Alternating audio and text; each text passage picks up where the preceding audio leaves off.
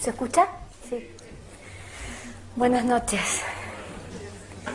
La verdad que lo primero que tengo que agradecer es la presentación de este hombre que ya podría dar la charla por mí.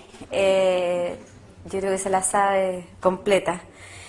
Primero por lo cariñosa y segundo porque me coloca en el tremendo desafío de tratar de transmitirles a ustedes esta noche esta investigación que, como Rodrigo decía, ha trascendido ya muchos países.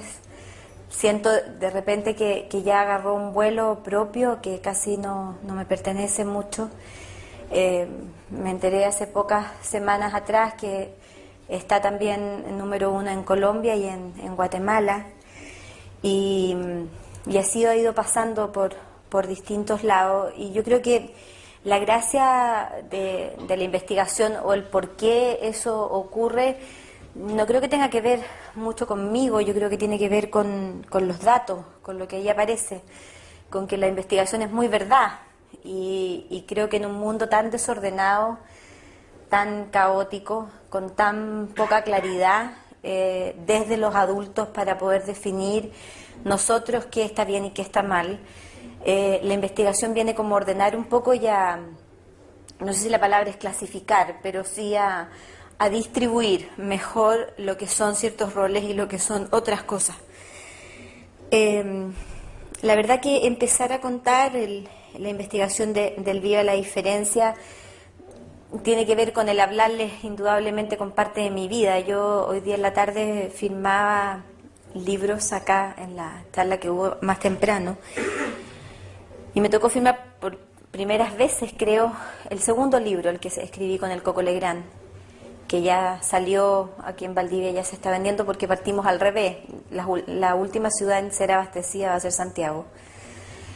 Y me daba tanto nervio mirar el libro con el Coco y ver que nos demoramos un año en escribirlo, pero la connotación emocional que para mí tiene el Viva la Diferencia, pensar que yo muchas de las páginas del Viva la Diferencia las escribí llorando, era súper distinto ver como los ciclos o las etapas de la vida. Yo siempre digo que yo he tenido la fortuna y el tremendo privilegio de tener una vida súper difícil.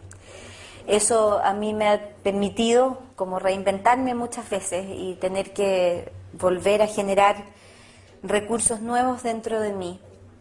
Y el Viva la Diferencia en realidad no está exento de ese proceso. El Viva la Diferencia comienza en un proceso de mi vida. Yo me empiezo a preguntar acerca de estos temas después de que se produce mi separación matrimonial. Y después de yo salir como del estado de estupidez mental en el que quedé, que fue por harto rato, me empiezo a preguntar qué era lo que había pasado, le había pasado, me había pasado. Y lo primero que descubro como psicóloga es que no había nada hecho en relación a estudiar lo femenino y lo masculino en Chile, tampoco en Latinoamérica. Lo que más se acercaba eran aproximaciones de interpretación americanas que tenían que ver con los hombres son de Marte y las mujeres son de Venus, de John Gray. Y que después yo valido con John Gray algunos de los resultados de la investigación cuando valido la investigación en Estados Unidos, pero que no me permitía responder todas las preguntas que yo quería responder. Bueno, y en esto sigo yo estudiando este tema y llega un minuto donde empiezan a ocurrir dos cosas que ocurren, yo diría ya dentro del contexto de la consulta particular mía. La primera es que empiezan a aumentar los hombres que van a la oficina solos, ya no arrastrados por las mujeres, porque en general los hombres opinan que esta cuestión de ir al psicólogo es una pura estupidez, ¿no? Entonces, que vamos a ir a puro ventilar problemas, yo no tengo por qué estarle contando a nadie las cuestiones que me pasan, que me va a decir el psicólogo que yo no sepa y que yo no tenga que hacer, y que si tú vayas a hacer alianza con el psicólogo al final se va a juntar a puro pelarme, la cuestión es que no van. Pero empiezan a ir solos, no precisamente porque estaba separada, que podría haber sido un buen dato para mi vida personal, pero tampoco era por eso. Empiezan a hacerse cargo, supongo yo, de sus emociones. Y yo ahí me empiezo a dar cuenta que la forma de presentar los conflictos de los hombres era súper distinta a la forma de nosotras, las mujeres. ¿En qué sentido? En el sentido que cuando un hombre sale de mi oficina la primera vez, yo siempre sé con quién hablé. sé lo que quiere, cuánto tiempo espera que dure la terapia, cuánta plata está dispuesto a invertir, cuáles son los objetivos del trabajo, cómo piensa y cómo siente, y se va. En cambio, cuando una mujer sale de mi oficina la primera vez, yo tengo súper claro quién es el marido de esa mujer, quiénes son los hijos de esa mujer, quiénes son los papás de esa mujer, quién es la nana de esa mujer, quiénes son los jefes de esa mujer, pero no tengo idea quién es esa mujer. Yo solo sé que ella fue, habló de otros, que además son los culpables de que ella esté en terapia, y objetivamente se va. Entonces, esta cosa de que las mujeres, cuando hablamos de nosotras, nunca hablamos de nosotras, sino que hablamos de otros, y esos otros además son responsables de lo bien o de lo mal que estamos, a mí me parecía lo menos curioso, porque cuando los hombres hablan de ellos. Y nosotros siempre tenemos esta referencia que tiene que ver con otros seres. Entonces eso me parecía que era un dato, digamos, importante. Y la segunda cosa que me llamaba profundamente la atención era preguntarme por qué en el discurso de nosotras, las mujeres, siempre había un sí, pero. ¿Cómo están los niños? Bien, pero resfriados. ¿Cómo les fue en las vacaciones? Bien, pero nos tocaron 2 días nublados. ¿Y cómo quedó la comida? Bien, pero le faltó un poquito de sal al arroz. Yo como que lo hubiera cocinado un poquito distinto. ¿Que tenéis bonito el pelo? Sí, pero tengo las puntas florecidas. Qué bonita tu chaqueta. Ay, pero sí, están re viejas. Me encantó tu polera. Oh, pero la compré a Lucas. Entonces yo decía esta cosa de las mujeres de que todo es como sí, simpático, bueno, pero en realidad me miró como poco y como que llegó tarde. Y no sé, porque hay una sensación como rara y no, estuvo interesante, pero si esta cosa tiene que tener alguna explicación, no puede ser porque seamos jodidas nomás. O sea, objetivamente tenía que haber una estructura que a mí me explicara esta habitualidad en la queja cotidiana de muchas mujeres. Por supuesto que no todas se quejan, pero hay un porcentaje gigante que sí. Entonces, a partir de eso yo empiezo a decidir investigar este tema. Y como yo me muevo mucho por Chile y tengo mucha gente a mi disposición, formé grupos de trabajo que llegaron a formar dentro de Chile 4.000 personas en todas las regiones, fuera de Chile alrededor de 1.000 y tantas, en grupos que iban entre los 5 y los 90 años de edad, de distintos niveles socioeconómicos. Había grupos urbanos y grupos rurales, también había algunos grupos indígenas. Y lo primero que yo hago es pedirles a todas estas personas que me digan todo lo que se les ocurre cada vez que piensan en la palabra espermio y cada vez que piensan en la palabra útero, óvulo, ovario, dependiendo un poco del nivel socioeconómico, si me dan a entender una u otra palabra. Bueno, y empiezan a aparecer miles de palabras, pues, asociadas al espermio. Aparecen palabras como velocidad, competencia, desafío, conquista, batalla, guerra. La palabra sexo está asociada a los espermios. Y asociadas al útero, al óvulo y al ovario aparecen palabras como acoge, recibe, blanco, lento, nido, calor, solo. La palabra amor está asociado también al óvulo. Y empiezan a aparecer 2 que a la larga se convirtieron como en el gran macizo o en el primer gran bloque de la investigación, que era la palabra retener en el caso del útero, del óvulo, del ovario, y soltar en el caso del espermio. Mi primera lectura fue más bien biológica, porque si un hombre no suelta no puede ser padre, y si una mujer no retiene no puede ser madre. Pero cuando yo empiezo a revisar los datos, me empiezo a dar cuenta que lo femenino, en estricto rigor, no son las mujeres, pero para que nos entendamos me voy a seguir refiriendo a hombres y a mujeres para que nos quede claro en términos conceptuales, pero en realidad es lo femenino. Las mujeres estamos diseñadas para retenerlo todo. Nosotras retenemos más líquido que los hombres, tenemos celulitis, no nosotras las mujeres de la investigación, somos más estíticas, nos cuesta mucho más eliminar gases, somos malas para botar cosas, guardamos de todo por si acaso, restos de comida en el refrigerador, porque seguro que mañana vamos a hacer un salpicón con el poquitito de carne molida, el poquitito de tomate, el poquitito de lechuga que tenemos en el refrigerador, pero que al final no lo hacemos, pero botarlo es un acto Y acá absolutamente irresponsable, potes de mayonesa que se nos ponen duras al final, porque juramos que después eso lo vamos a ocupar para un sándwich, pero ¿cómo lo vamos a botar? Entonces lo vamos como guardando una polera, porque capaz que el próximo verano esté más flaca y me quede buena. Ropa porque se puede volver a usar, recuerdo, stickers, pétalos de rosa, una boleta, porque en ese lugar me dijo que me quería. Y vamos como guardando cosas y acaparando cosas que tienen que ver con nuestra gran función en la vida, que es generar nido.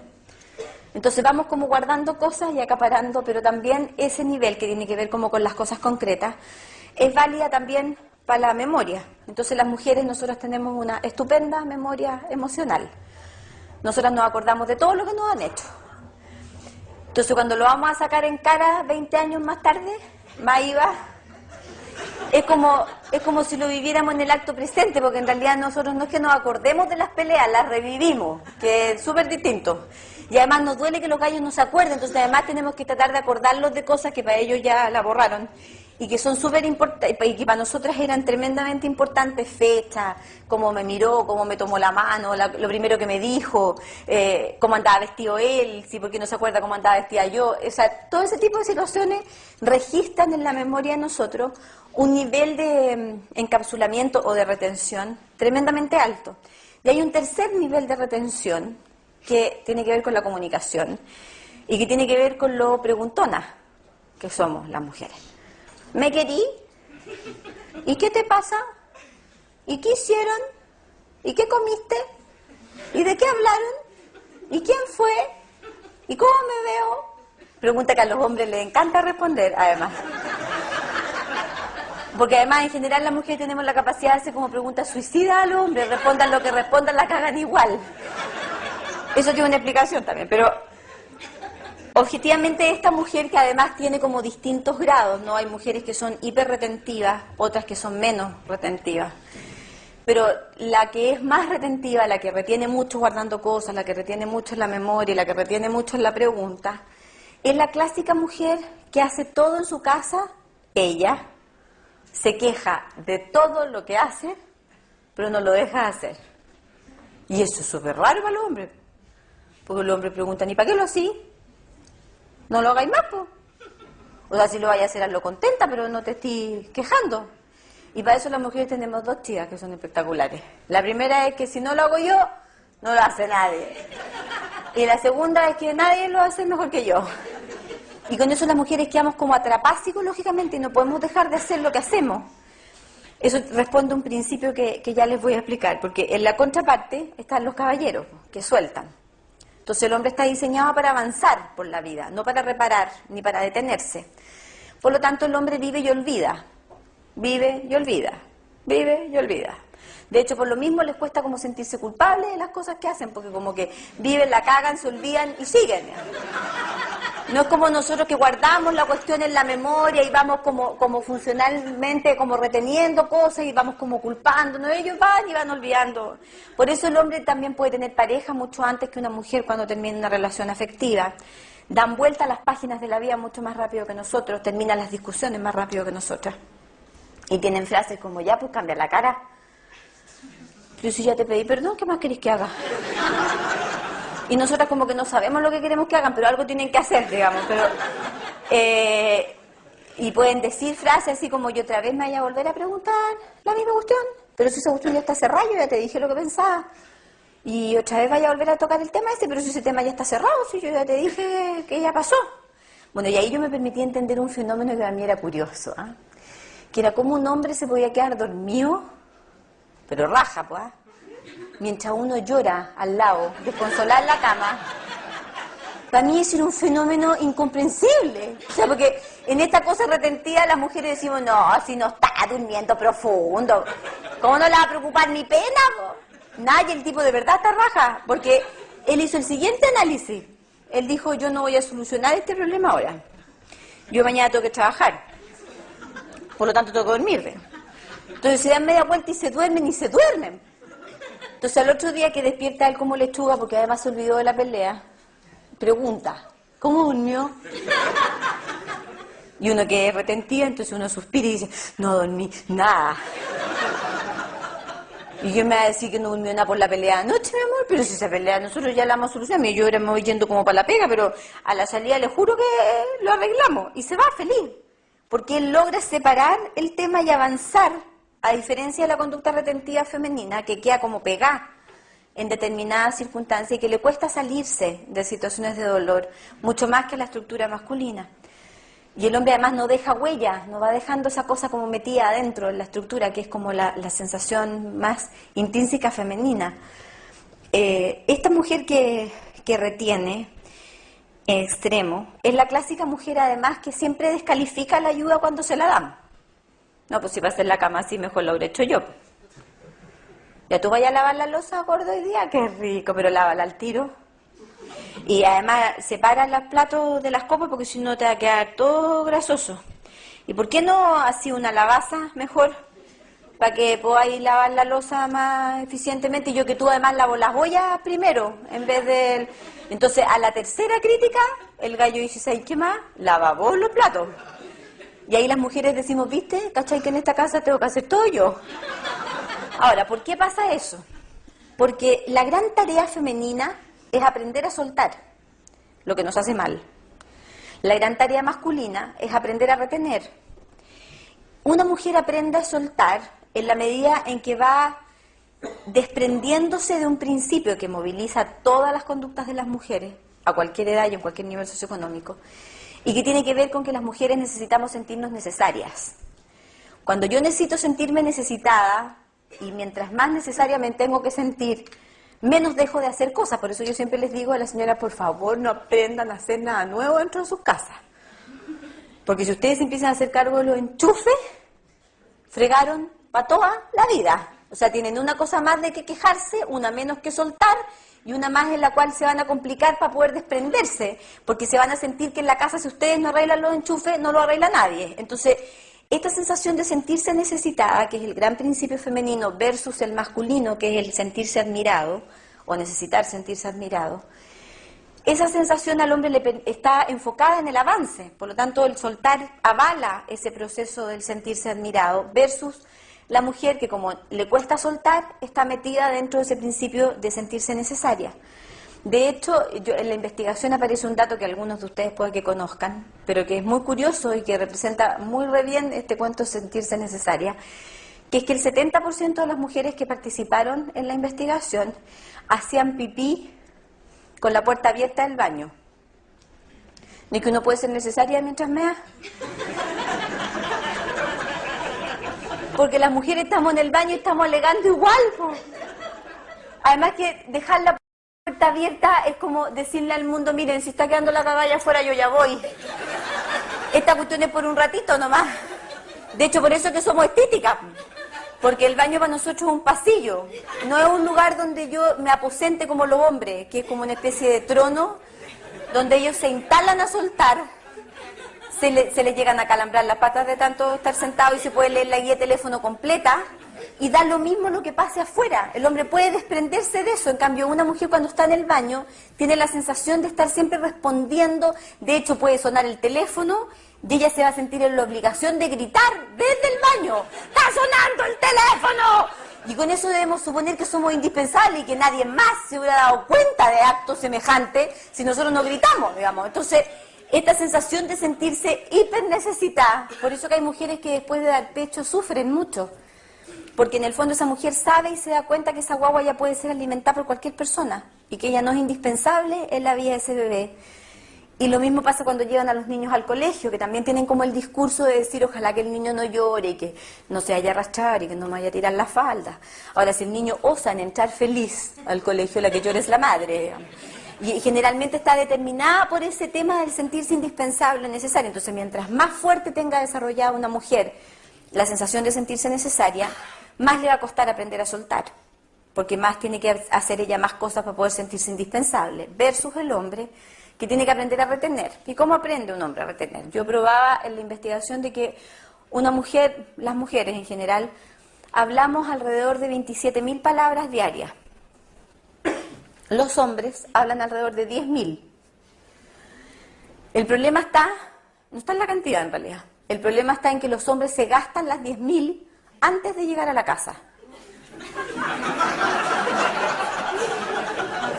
Entonces, en general al hombre le quedan 2 palabras cuando llega. Que vengo cabreado y tengo hambre. Y no hablan más. En general las mujeres tenemos la sensación de que los hombres hablan poco, pero eso es mentira. O sea, los hombres hablan harto, pero hablan afuera. Entonces, objetivamente, cuando un hombre aprende a retener, es porque entiende que tiene que dejar como unas 3000 palabras más o menos para poder hablar adentro. Porque si no, se llega a constituir un tema a nivel familiar que es bien horroroso, y que les pido que lo archiven porque después lo voy a volver a retomar al final, que es que la mayor producción verbal masculina está producida para la gente que le genera las lucas, no para la gente que le genera el amor. Y eso es una inversión valórica gigantesca. Entonces, objetivamente, cuando los hombres entienden que tienen que empezar a cuidar sus afectos y tienen que empezar a cuidar a su vida emocional, señora, hijos, etcétera, es cuando ellos empiezan a entender que tienen que guardar una cantidad de palabras determinadas para poder compartir sus emociones con ellos. Y eso es un indicador de retención masculina, cuando los hombres ya son capaces de compartir lo que sienten dentro de su casa y no solamente tienen toda su producción verbal para la gente que le genera las lucas nomás. Bueno, tenemos a este hombre que tiene que aprender a retener y a esta mujer que tiene que aprender a soltar, este hombre que lucha con su tema de sentirse admirado y la mujer que lucha con su principio de sentirse necesitada. Entonces, a partir de estos 2 bloques empiezan a desprenderse todas las otras diferencias de la investigación, que fueron 14, yo hoy día les voy a hablar de 3 o 4, que son las que a mí me parecen más significativas para las dinámicas familiares, dentro de las cuales una de las más importantes es que los hombres funcionan en base a objetivos y las mujeres en base a procesos. Eso significa que los hombres disfrutan con las llegadas de las cosas, las mujeres con los trayectos. Ejemplo, yo le digo a un hombre, acompáñame a Ripley. Entonces el tipo dibuja en su cabeza, casa, Ripley, Ripley, casa. Todo lo que yo voy a hacer en la mitad, que ir a Falabella, pasar a una zapatería y ir a una farmacia, para el hombre es una estafa. Yo nunca le avisé que íbamos a ir a esos lugares. De hecho, cuando el gallo vaya entrando a Falabella, me va a preguntar extrañado, ¿y no íbamos para Ripley? Porque para mí como mujer, si yo llego a Ripley, yo no, da lo mismo. Si yo a Ripley puedo ir mañana. A mí lo que me importa es cómo lo voy pasando mientras voy para Ripley. Porque de hecho, si el gallo me pone mala cara, yo le voy a decir, ¿sabes que si me vaya a acompañar así, mejor no me acompañé?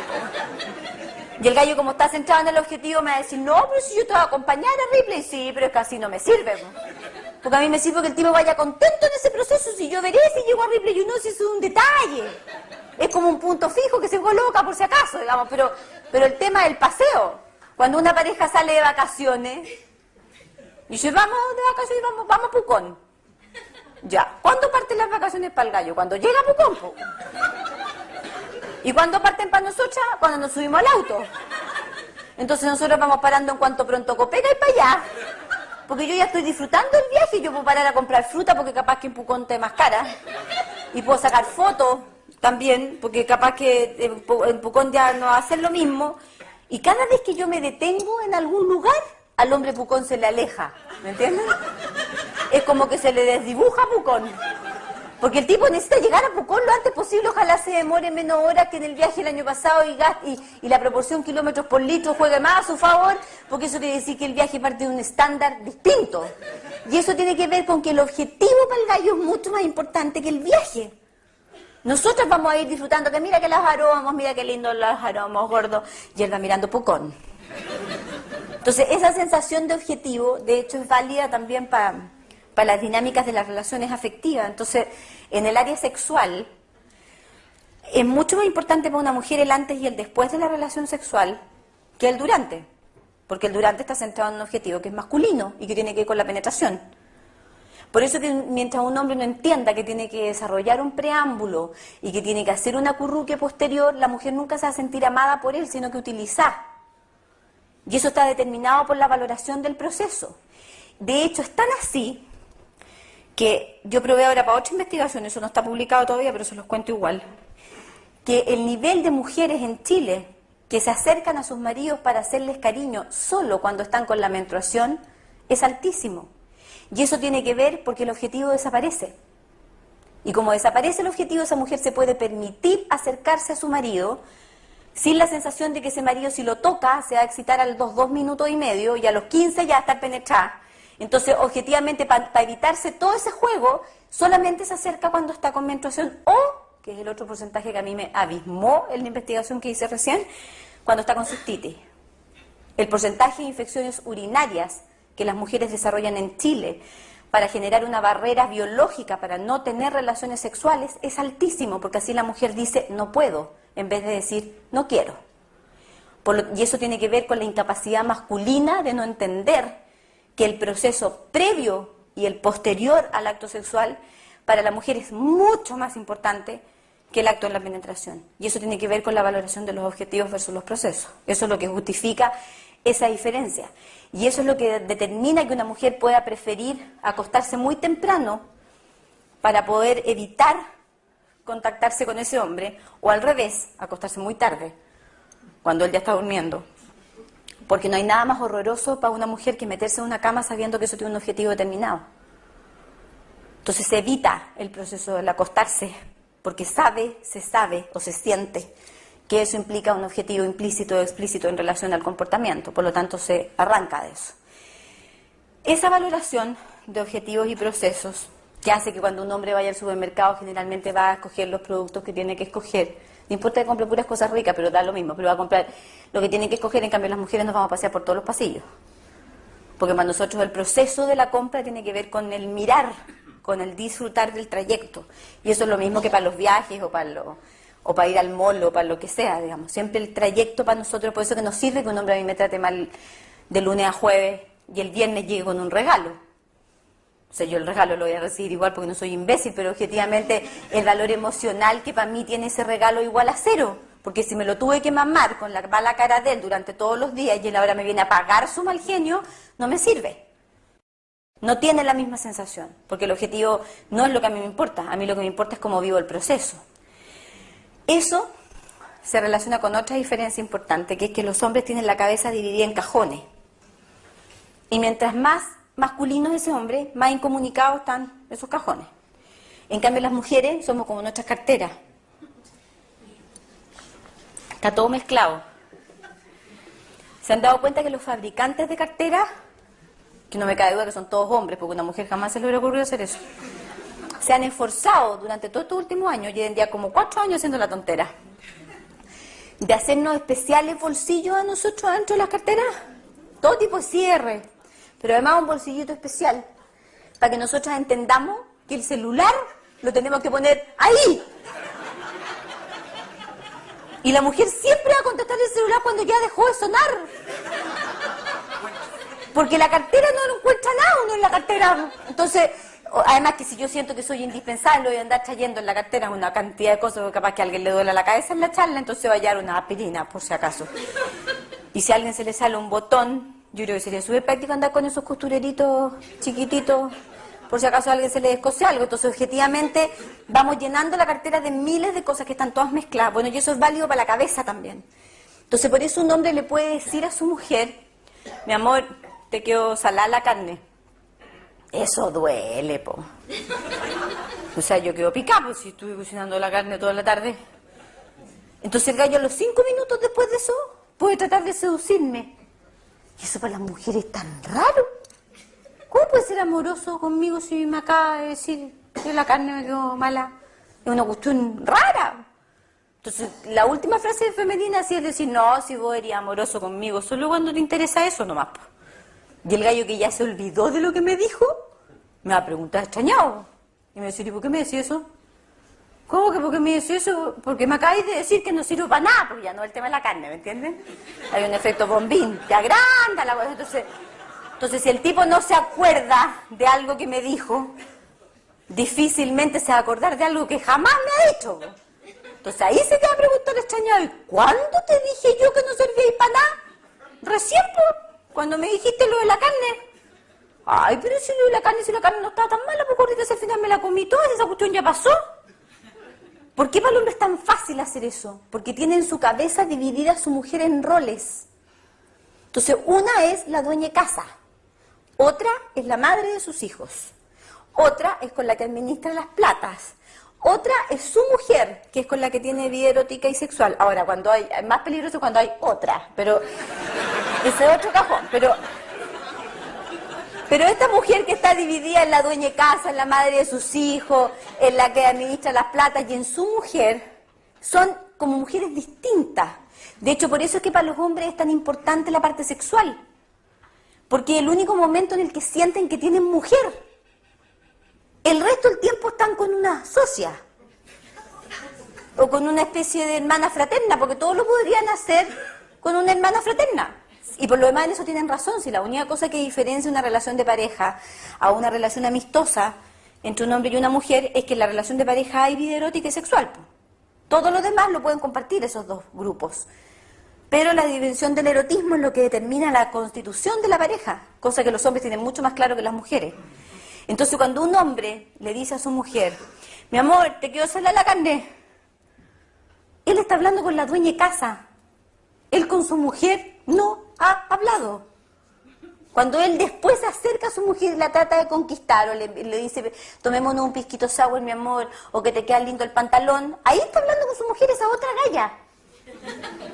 No es la misma, no es el mismo personaje. Por eso cuando las parejas trabajan juntas, en la misma empresa, el hombre perfectamente le puede decir a su mujer, ¿sabes qué? Eres de una ineficiencia magistral. Tenés la cagada en el presupuesto. Y decirle en una reunión todo eso, y a las 5 minutos, tomarle la mano y decirle, amor, te invito a comer. Y eso para las mujeres como, perdón, o sea, ¿cómo vamos a ir a comer si me acabas de decir, soy ineficiente, que te tengo la crema en la empresa? No importa, pero ese es otro tema. Ese es otro tema, forma parte de otra mujer. Una mujer es con la que yo trabajo y la otra es con la que yo vivo. Esa capacidad para separar, ellos la tienen perfectamente distribuida en su cabeza. Por eso cuando un hombre está trabajando, solo está trabajando. Y si yo me meto en ese cajón, difícilmente ese hombre va a ser amoroso conmigo. Por eso cuando muchas veces las mujeres llamamos las pegas a los hombres, nunca son cálidos, po. Y uno siempre corta el teléfono con la sensación de decir, ¿qué le pasará al guatón? Porque yo me metí en un espacio donde yo llego y le digo, hola, dime. Nada, pues, llamaba para saber cómo estáis, ocupado. ¿Y por qué me contestáis tan pesado? Porque estoy trabajando, mi amor, ¿alguna novedad? Pregunta, frase que a las mujeres, lo mismo que se nos pusieron una jica chocabra. No, ninguna novedad. Entonces nos hablamos en la casa. Y uno corta con la sensación en la guata y decir, ¿y para qué lo llamé? Porque yo me metí en un cajón en el cual yo no pertenezco a estar ahí. Ahora, mientras más un hombre aprenda a retener, mejor va a aprender a poder mezclar esas cosas y por lo tanto responder con la ternura que una mujer se merece. Pero para eso tiene que lograr mezclar en ese elemento con los aspectos retentivos para poder hacerlo, si no le va a costar un mundo hacerlo. Bueno, otra diferencia importante que se relaciona con este tema de los compartimientos y de la mezcla femenina es que las mujeres necesitamos hablar de nuestros conflictos y los hombres solo hablan cuando los tienen resueltos. Eso significa que cada vez que yo le pregunto a un hombre ¿qué te pasa?, el hombre en general va a responder nada. Y uno como es retentiva y hinchadora, entonces uno vuelve a decir, no, pues si yo sé que te pasa algo, pues, no vas a saber yo. Pero si nosotros llevamos tanto tiempo juntos, si yo ya te conozco, pues yo sé que te pasa algo. No, pues no me pasa nada si estoy un poco cansado. No, si esa cuestión no es cansancio. Mira, dime que no me queréis contar y yo me voy a quedar tranquila. Y el tipo pisa el palito y dice, si no te quiero contar todavía, te querís desgraciado. ¿Y para qué queréis tener pareja entonces si al final yo nunca sé nada de lo que te pasa a ti? Tú siempre sabes todo lo que me pasa a mí, yo nunca tengo idea de lo que te pasa a ti. ¿Por qué para las mujeres es tan dramático que los hombres no nos cuenten sus dramas? Porque justamente atenta contra mi principio fundamental de sentirme necesitada a él, po. Al no contarme me hace sentir que no me necesita. Entonces empiezo a sentir que mi relación no está funcionando todo lo bien porque yo necesito que me necesite. Por lo mismo es que se descubre también que los hombres son monofocales y las mujeres multifocales. Los hombres tienen la capacidad para concentrarse en una cosa y las mujeres en varias. Entonces cuando uno entra a una pieza y el hombre está viendo un partido de fútbol, viendo el partido de fútbol, solo viendo el partido de fútbol, uno le pregunta a Che y dice, mi amor, ¿de qué te traigo el sándwich? Entonces el gallo medio molesto me va a contestar, de cualquier cosa. Y uno como es alerta a las sensibilidades, ¿ah? Y si, ¿por qué me contestaste así? Porque yo entré súper amorosa a preguntarte de qué querías y el sándwich no tenía para qué ser tan pesado. Y con eso sigo hablando y la sigo cagando, ¿me entienden? Porque el gallo lo que tendría que hacer es apagar la tele y mirarme y decirme de palta, mi amor. Porque no puede hablar ni ver televisión al mismo tiempo porque esa cosa le genera una desconcentración. Es como pedirle a un hombre que sea capaz de concentrarse en la música de una canción y en la letra. Cero posibilidad. O les va a hablar de la letra o les va a hablar de la música. Pero a ambas cosas les va a costar un mundo. Eso hace que para los hombres sea súper fácil soltar. En cambio, como las mujeres somos multifocales y tenemos la capacidad de concentrarnos en muchas cosas al mismo tiempo, lo cual no necesariamente hace que terminemos todo lo que empezamos, pero que sí tengamos la capacidad de estar más alerta, eso nos dificulta soltar. Porque cerebralmente ya somos retentivas en la manera que estamos capturando mucha información del mundo para poder percibir distintas variables emocionales que los hombres no perciben. Bueno, por lo mismo, se comprueba también de que las mujeres estamos diseñadas neurofisiológicamente para ser auditivas y sensitivas. Los hombres están diseñados neurofisiológicamente para ser visuales. Por lo tanto, toda la información que al mundo les llega a los hombres es a través de la vista. En cambio, nosotras, toda la información del mundo nos llega a través del oído o de las sensaciones. Y eso tiene que ver con nuestra constitución biológica. Como yo no tengo acceso a mis órganos sexuales, de hecho las mujeres para mirarnos tenemos que hacer una especie de acto de acrobacia de circo, pues no podemos ver, yo no veo nada de lo que produzco. Yo cuando hago pipí, no veo el pipí. Yo siento y escucho que hago pipí. Cuando una mujer da pecho, no ve la leche. Ella siente y escucha que la guagua succiona. Cuando una mujer te excita sexualmente, no hay nada que indique que estamos excitados, po, sino que parece que las cosquillitas que sentimos eran excitación. Cuando tenemos un orgasmo, no hay nada que indique que tenemos un orgasmo, sino que parece que las cosquillitas eran más intensas y nosotros le pusimos orgasmo. De hecho, las mujeres patuamente nos hemos puesto a acuerdo y si tú tenías orgasmo, sí, yo también, y juramos que estamos hablando lo mismo, cuando lo más probable es que estemos hablando de procesos súper distintos. En la contraparte, como los hombres siempre se ven con toda su sexualidad, de hecho en los baños están frente a la pared, no les queda otra que mirarse, compiten de chicos para ver quién me da más lejos. Después, el tamaño del pene es un tema. Cuando están excitados, saben que están excitados porque hay un proceso visual que ocurre, que es la erección. Cuando terminan el acto sexual, saben que el acto lo terminaron porque hay una cuestión visual que ocurre, que es la eyaculación. Por lo tanto, todos los procesos de los hombres están determinados por la vista. De esta sensación de que las mujeres tenemos el tema auditivo y sensitivo, es de donde surge la intuición femenina. La intuición femenina surge de que las mujeres tenemos la visión de los ciegos. Por eso que podemos percibir realidades que los hombres jamás van a percibir. Porque nosotros traspasamos realidades producto de nuestro aumento en nuestra capacidad sensitiva versus los hombres que por ser más concretos y más visuales les cuesta ver. Por lo mismo, es mucho más fácil que las mujeres sean adictas al chat y los hombres a la pornografía. Porque la pornografía tiene que ver con lo visual y el chat se interpreta como un mensaje auditivo. Por lo mismo, hoy día un hombre puede perfectamente conquistar a una mujer con mensajes de texto. Porque ese mensaje de texto es interpretado como que me lo están diciendo. Por lo tanto, yo me alimento en mi proceso de afectivo, porque las mujeres nos enamoran por las cosas que nos dicen, o por cómo nos dicen lo que nos dicen, o por lo que no nos dicen. Pero el tema pasa por el oído, y por eso que para las mujeres es tan importante que los hombres nos digan que nos quieren. No basta con que me digan, ay, pero si tenéis todo lo que necesitáis. No, porque eso se ve, y eso le sirve a él. A mí me sirve escuchar que me quieren. Yo necesito escuchar que me veo bonita. Necesito escuchar que soy una mujer maravillosa. No me sirve que me lo esté diciendo con eso, pero los hombres, a medida que aumentan los años de pareja, cada vez nos dicen menos que nos quieren. Y eso tiene que ver con el tema de los objetivos. Porque en el minuto 1 que el hombre siente que la mujer es objetivo cumplido y se enamoró de él, es como que la tiquea, listo, cagó. Entonces, ¿para qué le va a seguir diciendo que la quiere si esa cuestión ya está lista ya, pues? Ahora me puedo preocupar de otras cosas si esa cuestión ya está resuelta. Por eso que cuando un hombre empieza a entender que una mujer jamás es un objetivo cumplido, sino que siempre es un proceso por conquistar, es cuando ese hombre va a poder mantener enamorada a esa mujer toda la vida. Cuando el hombre empieza a sentir que esa mujer es un objetivo cumplido, es cuando la empieza a perder. Porque la deja de cuidar producto de este checklist que el hombre hace y de definir que es un objetivo que ya está tiqueado. Por eso el tema de la audición es tan importante en términos de cómo las mujeres necesitamos escuchar para poder mantenernos en el tema de las relaciones emocionales, o lo femenino necesita escuchar para poder mantenerse en eso.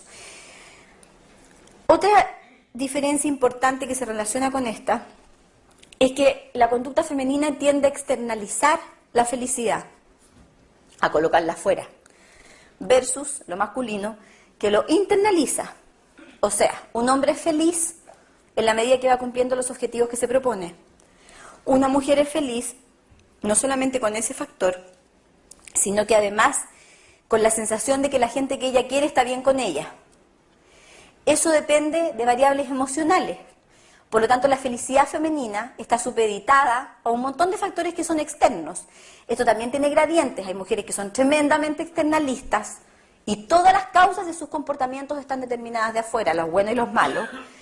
Y hay mujeres que son cada vez menos externalistas y que se han aprendido a hacer cargo de su propia felicidad. Pero la que es en extremo externalista tiene la sensación de que a ella la hacen feliz o la hacen sufrir.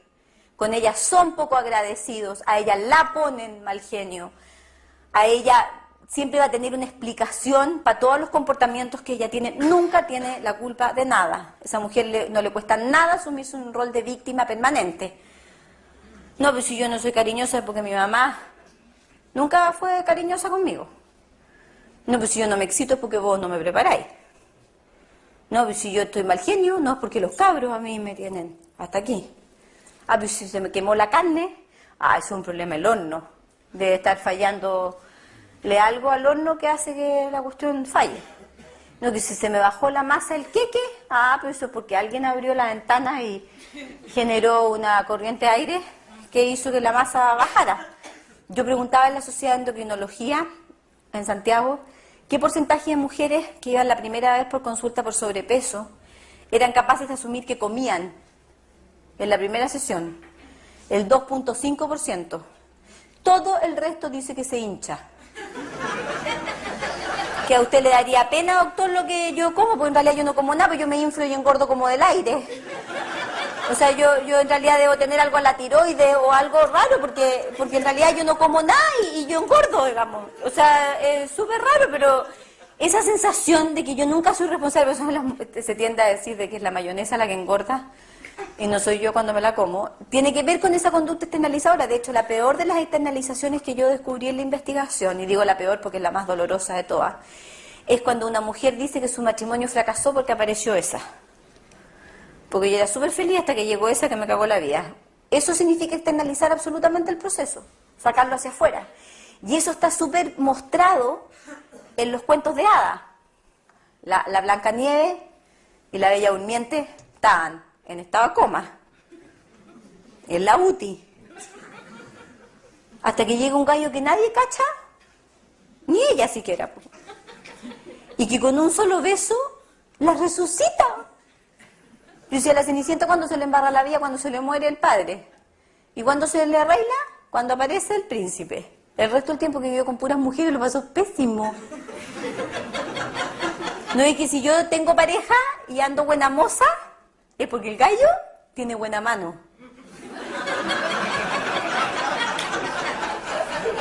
Ahora, si yo no tengo pareja y ando mal genio, es porque me falta un gallo. El tema es que pareciera que yo nunca genero nada. De hecho, las mujeres adultas, cuando hablan de su deseo sexual, utilizan palabras dentro de terapia.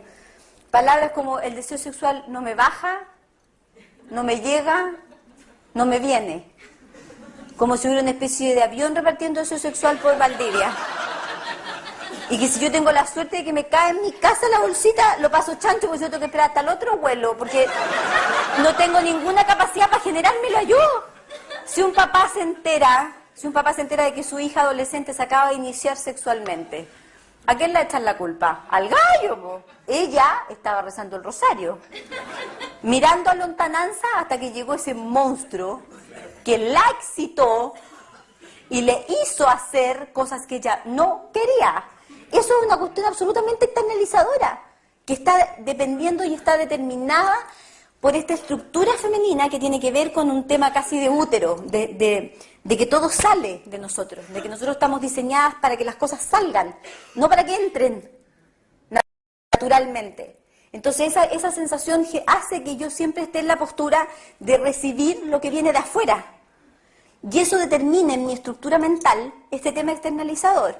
Bueno, si ustedes se fijan hasta aquí, muy resumidamente, yo tenía respondida la primera pregunta de la investigación, que era por qué cuando las mujeres hablamos de nosotras, nunca hablamos de nosotras.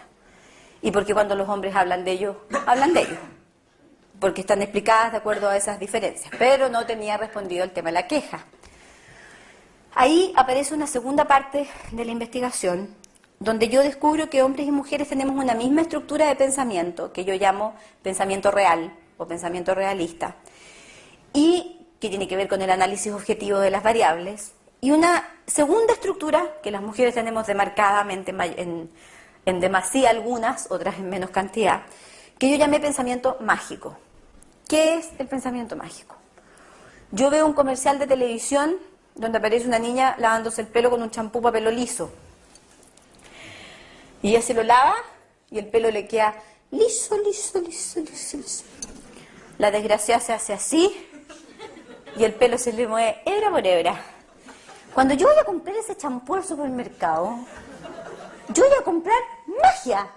Yo no voy a comprar realidad. Pues yo tendría que hacer un análisis de que yo vivo en Viña, que el clima es húmedo, no me va a quedar así. Que la galla estaba con 4 tipos con secadores de pelo antes de entrar a la pantalla, que tiene un tipo de pelo súper distinto al mío, por lo tanto la objetividad no me haría comprarlo. A eso agréguenle una crema antiarruga que se está echando una niña con un cutis precioso, ella no necesita la crema, pero se la está echando igual. Y mientras se la echa, me dice, porque a mí lo que me importa es lo que me dice, que después de un mes de usar esa crema yo voy a tener un 48% de arrugas menos en mi cara. ¿Cómo mido yo ese 48%? No tengo cómo medirlo. Pero yo escucho 48% y digo, chute de harto, po. Es casi la mitad de las arrugas que tengo. Entonces yo voy y compro la crema. El llame ya es un concepto de marketing absolutamente diseñado para la estructura de pensamiento mágico de las mujeres. O sea, la galla está así y pesa 90 kilos. Se toma 2 tabletas con un vaso de agua, hace así y tiene 50.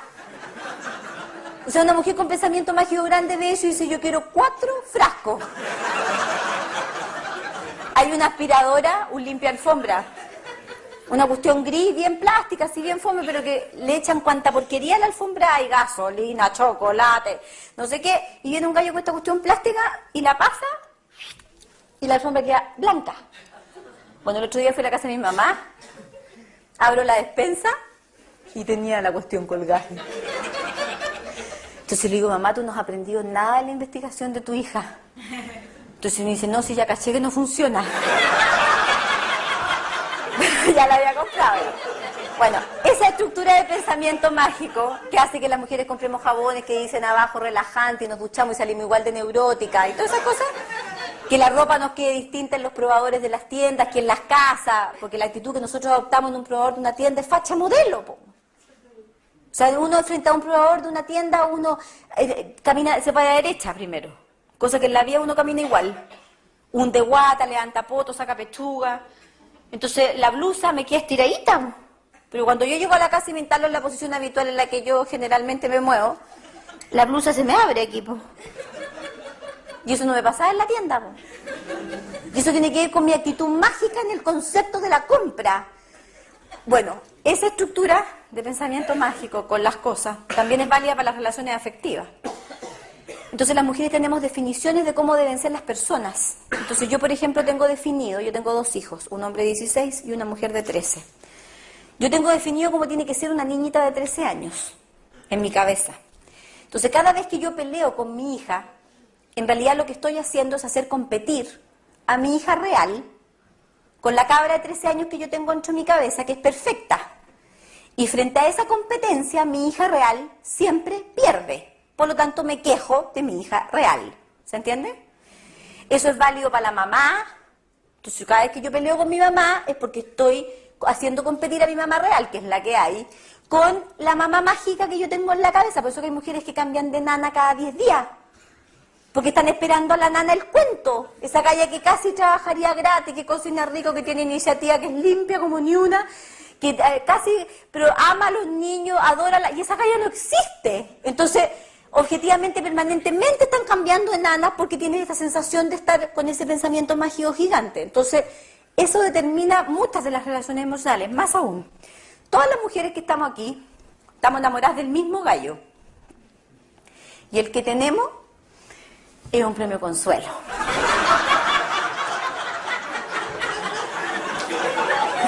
Porque el verdadero anderrante o le tocó a otra.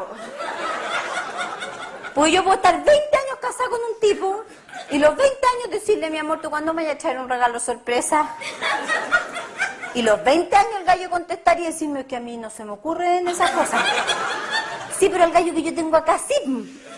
Por eso que eso determina que yo hago competir a este hombre real con este hombre mágico, y objetivamente ese hombre mágico hace que este hombre real siempre pierda. Yo les voy a contar 3 situaciones de pareja de pensamiento mágico grande, por si acaso hay alguno que haya vivido alguna situación. Un hombre invita a comer a una mujer. ¿Vamos a comer? ¿Ya? Dice ella. ¿Dónde vamos? Pregunta el hombre. Craso error. Respuesta femenina. A donde tú quieras, a mí me da lo mismo. Primera alternativa masculina. ¿Vamos a comer una parrilla? No. No, muy pesado para la noche, me carga la carne. Ya. ¿Y si vamos a comer pasta? No, porque engordan y me hacen mal y no tengo ganas de comer pasta. Entonces el tipo vuelve a preguntar. Entonces di tú, ¿dónde querís ir a comer? Y ella va a volver a responder la misma estupidez. A donde tú quieras, a mí me da lo mismo. Porque en realidad ella no sabe dónde quiere ir a comer. Pero sí quiere que él se lo adivine. ¿Me entiendes? Porque él tendría que cachar. Pero si me conoce, sabe perfectamente lo que me gusta y lo que no me gusta, ¿cómo no va a cachar? Por eso que las mujeres somos malas para pedir lo que necesitamos. Porque permanentemente estamos esperando que al hombre le nazca. ¿Y de dónde le tendría que nacer? Porque objetivamente yo siempre les digo en las talleras a las mujeres, para ti es súper importante que tu marido te haga cosas sorpresas, súper. Pídeselo, po. Dile, ¿sabéis que yo todos los meses necesito que tú me sorprendáis con un regalito, con alguna cosita? El 90% de las mujeres dicen al tiro, ¡qué fome! No, pues Pili, porque así él lo va a hacer porque yo le dije, no porque le nació. Pero si el acto de amor está en que si yo se lo pedí, el tipo lo haga. No está en que tenga que tener una bola de cristal para que mire todas las mañanas y diga, ¿qué quiere esta mujer hoy día? Porque ni siquiera nosotras sabemos muchas veces lo que queremos, pero supuestamente ellos sí tendrían que saberlo. Primer año casado, el tipo le compra una polera para el cumpleaños. La polera le quedó justa. Eso duele. ¿Cómo no cacha la talla? Pero si debiera cacharla. Si sabe, me toca, vive conmigo, ir a saber la talla que... Ya, pero como el tipo está centrado en los objetivos, le va a decir, no importa, ¿le vamos a cambiar la polera? Ya, anda a cambiar la polera. Segundo año, el tipo le compra una cartera, porque polera no la va a comprar ni cagando. Entonces, llega con la cartera, no era del color que ella necesitaba para la temporada. ¿Cómo me compro una cartera rosada? Si yo en la vida me he vestido rosado. Pero como el tipo está centrado en los objetivos, no le dice, mi amor, no importa, vamos a cambiar la cartera. Tercer año, el tipo un mes antes del cumpleaños a Tina. Le dice, mi amor, viene tu cumpleaños en un mes más. ¿Vamos a comprar juntos tu regalo de cumpleaños? Puta que eres fome, ¿ah? Si yo soy feliz con cualquier cosa. Cuando una mujer responde eso porque tiene pensamiento mágico monstruoso. La tercera ocurrió en Talca, hace como 3 meses atrás. Termino una charla en un colegio y se me acerca un matrimonio. Entonces ella me dice, Pili, mi marido te tiene que contar una situación de pensamiento mágico que nos pasó ayer y que te la tiene que contar él porque, o sea, te va a servir para el resto de tu vida. Ya, pues parte el marido contando. Mira, Pili, me dice, íbamos por el mall caminando Y nos paramos en una vitrina de una zapatería. Entonces ella me dice a mí, mi amor, qué lindas esas botas.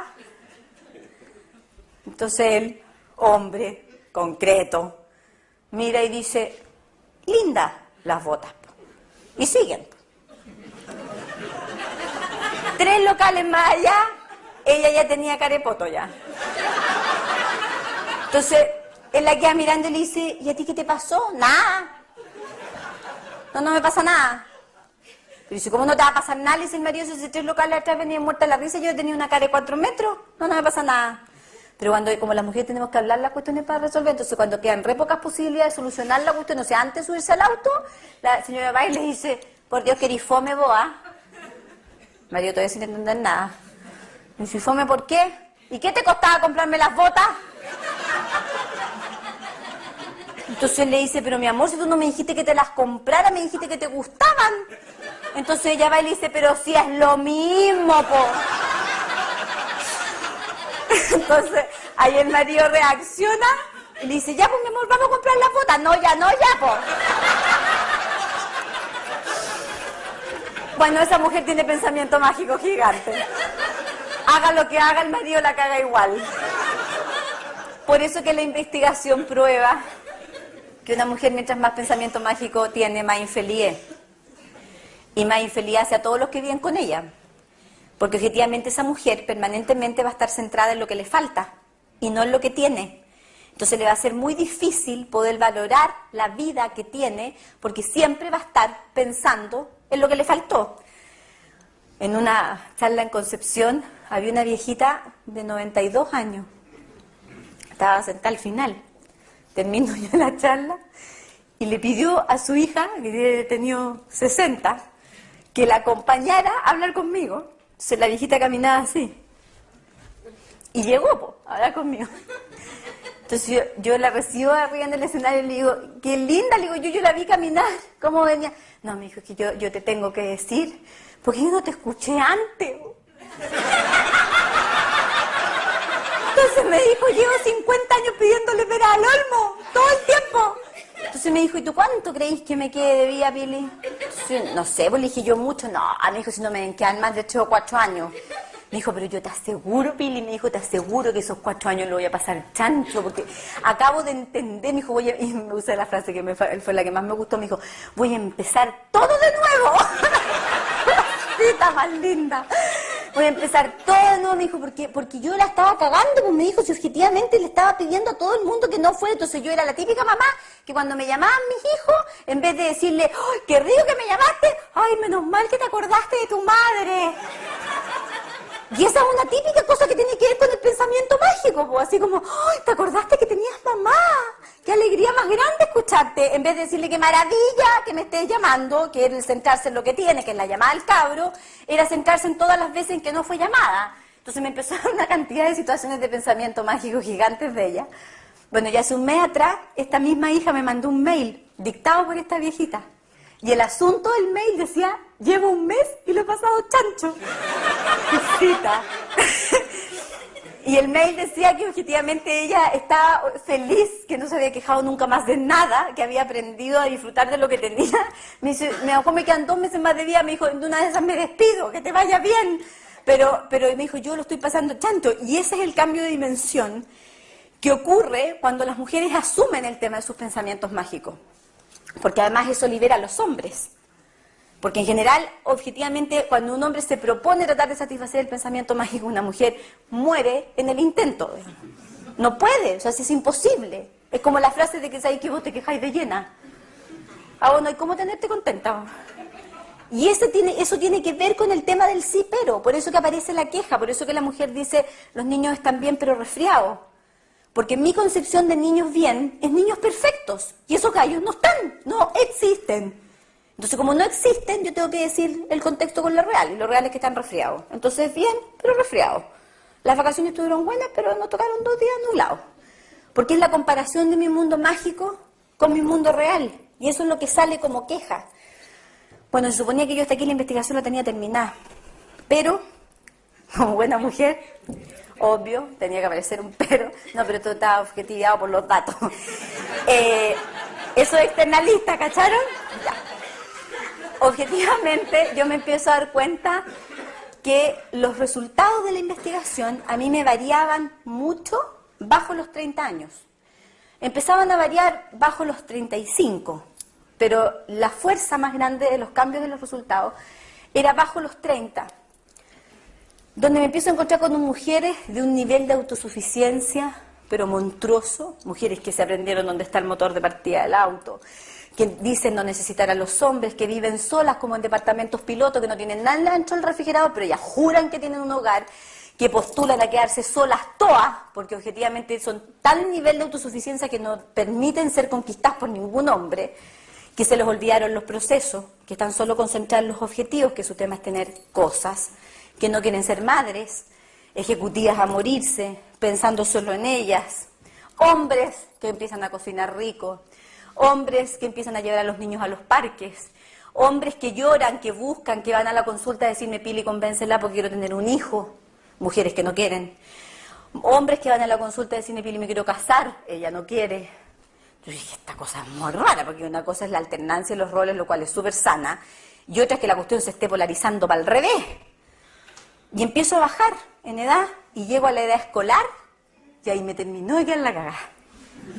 Porque me encuentro con una generación de niñitas que se viste para fearse, que solamente se colocan colores militares para verse lo más guerrilleras o huerras o camboyanas posible, que no tienen ni un recato con respecto a sus cuerpos, que muestran tiras de sostén, de colalés, de calzón, rollos, guatas, y da exactamente lo mismo, que si uno las mira por detrás se ven todas iguales, y además tremendamente masculinas, parecen hombres, que objetivamente en un curso de 30 niñitas en un colegio normal de este país, por lo menos 5 o 10 van a usar boxers, no se van a poner calzones, sino que usan calzoncillos, con un nivel de agresividad horroroso, que toman, fuman y garabatean más que los hombres.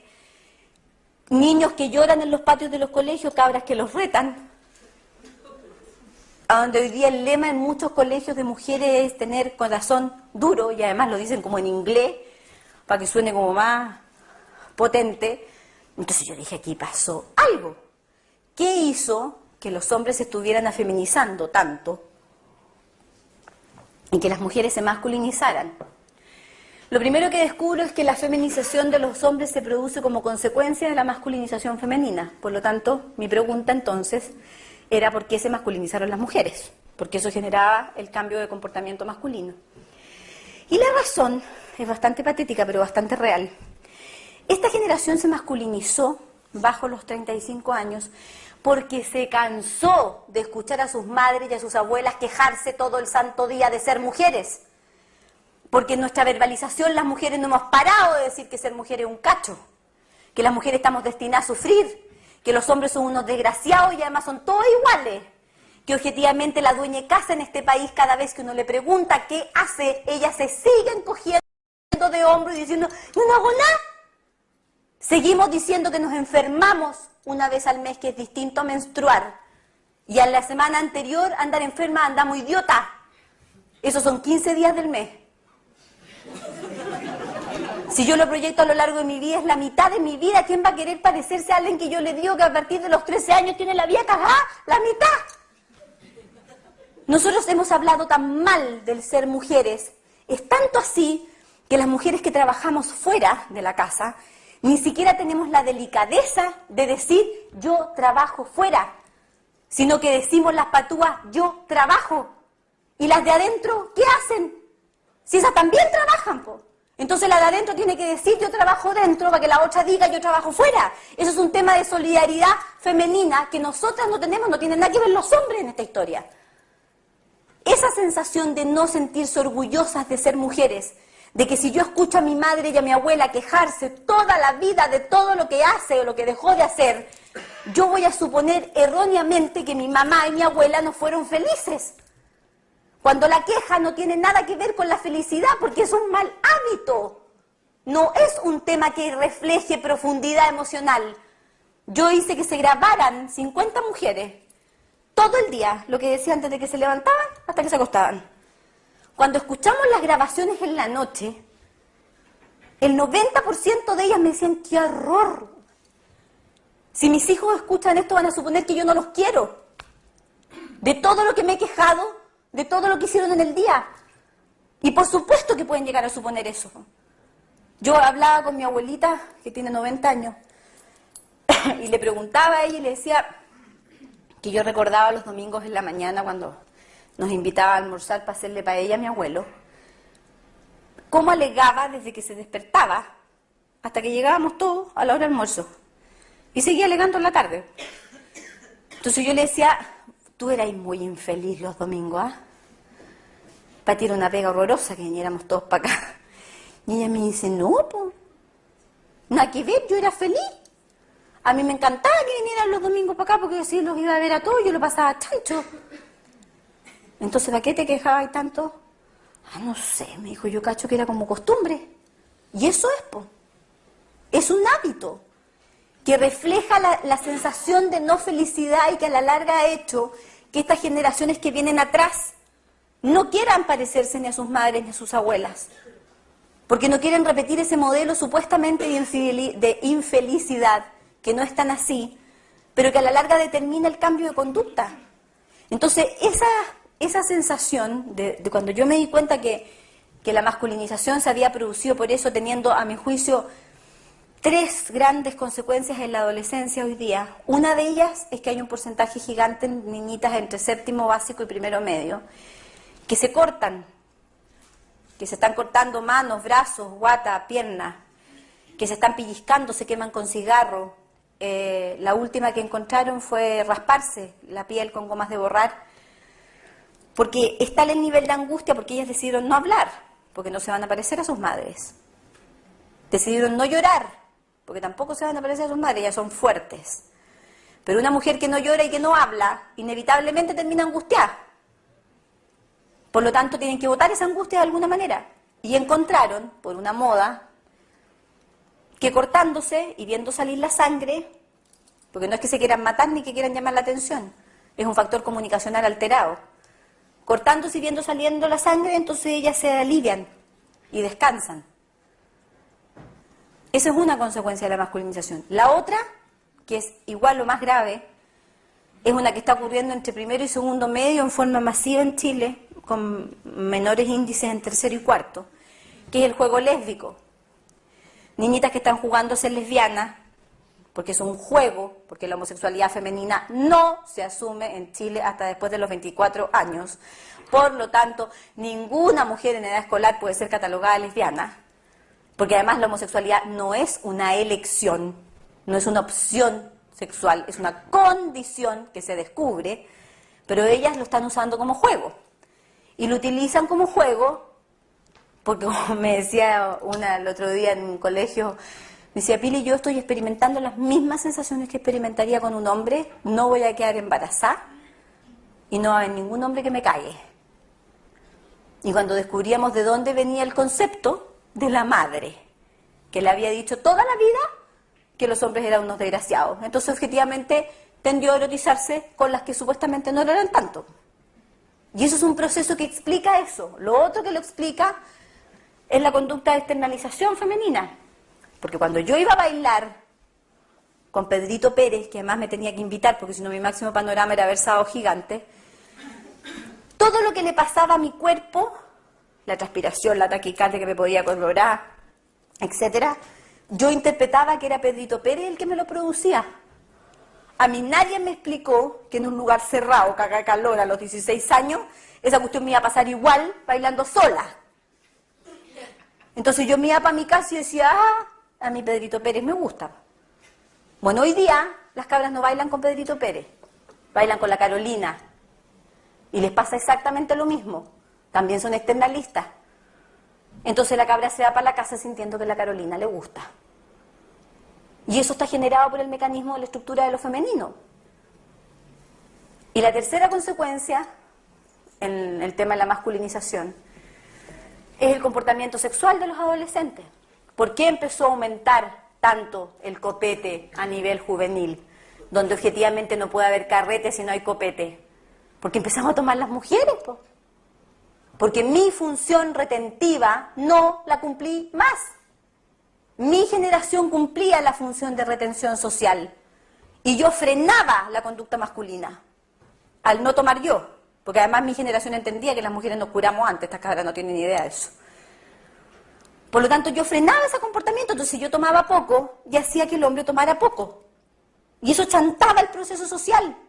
Pero hoy día, como las cabras están masculinas porque se compraron al contado el eslogan de que hombres y mujeres somos iguales, que es distinto a decir que seamos equivalentes en dignidad y tengamos los mismos derechos y las mismas oportunidades, eso es otro cuento. Pero no somos iguales, por lo tanto no nos podemos comportar igual. Como ellas sí se lo compraron al contado, entonces objetivamente hacen las mismas cosas que ellos hacen. El tema de la sexualidad, o sea, claramente están soltando en ese tema tanto o más que los hombres. El otro día en un colegio, en una universidad en Temuco, estaba con un grupo de profesionales casi de quinto año de ingeniería comercial, y uno de ellos, que al final se transformaron en varios, pero fue el primero que lo lanzó, me dijo: Pili, yo estoy casado con una mujer como la que tú mencionáis, y yo cada día me siento más mina, estoy aterrado. O sea, por favor, enséñame cómo hago para recuperar mi masculinidad, si objetivamente ella lo soltó todo, y yo estoy reteniendo como enfermo. Y eso es lo que le está pasando a miles de parejas hoy día. Y tiene que ver con este tema del comportamiento que también se muestra en el tema sexual. Yo por eso digo que hoy día la oferta femenina en Chile no puede estar más barata. Objetivamente la mujer no puede estar más fácil. Antes un gallo tenía que contratar un mariachi y mandar 4 cajas de chocolate y no sé cuántos ramos de flores para que uno accediera a salir a comer. Y hoy día con 2 tragos los hombres se están llevando a las mujeres a las camas con una facilidad increíble. Y eso tiene que ver con un tema de poca valoración del ser mujer, con el entender que si yo no quiero no pasa nada. Y eso tiene que ver con el hacerme responsable de ese tema en la juventud, que objetivamente no lo tienen así. Porque además están eligiendo, en la juventud, que es un tema que a mí me preocupa muchísimo, los peores gallos. A los gallos buenos no los pesca nadie. Están escogiendo los hombres que las hacen sufrir harto. Porque a través del dolor se están conectando con la esencia de ser mujer. Entonces el ser mujer sigue implicando sufrir. Porque está conectada a través de esa elección para poder sentir que están amando. Entonces el nivel de maltrato en los adolescentes en las relaciones de pareja es horroroso en este país. Llega a ser una vergüenza. Y eso entonces al final lleva a determinar que yo empiezo a encontrar que la familia está educada por una mujer que se queja todo el día y un hombre callado. En una estructura parental, que yo no sé qué psicólogo desubicado dijo que los papás tenían que ser amigos de sus hijos, porque yo sé que yo lo quemaría en la plaza pública, porque objetivamente yo puedo ser cariñosa, cálida, condescendiente, súper afectiva, pero yo soy mamá, y eso inevitablemente significa ser jodida. Y eso significa decir que no, decir que la tele se prenda hasta cierta hora, apagar el computador, no preguntarle a los niños todo. Hoy día se les está preguntando de todo en las casas. Y pregunta: ¿qué quieren comer? ¿Qué cabro bueno y sano va a decir que quiere comer garbanzo? O sea, los cabros tienen que comer lo que hay y además se tienen que agradecer.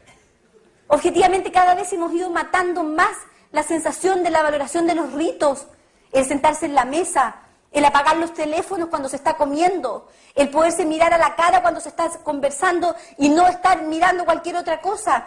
Porque en honor a la honestidad nos quedó tan recómoda a los padres que los cabros estuvieran enchufados todo el día porque parece que estaban como entretenidos. Nadie pelea en la casa. Está todo en silencio. Entonces cuando llega uno de los cabros que dice: mamá, dile que me toca a mí, que ahora yo tengo que hacer un trabajo, porque siempre tienen que hacer un trabajo.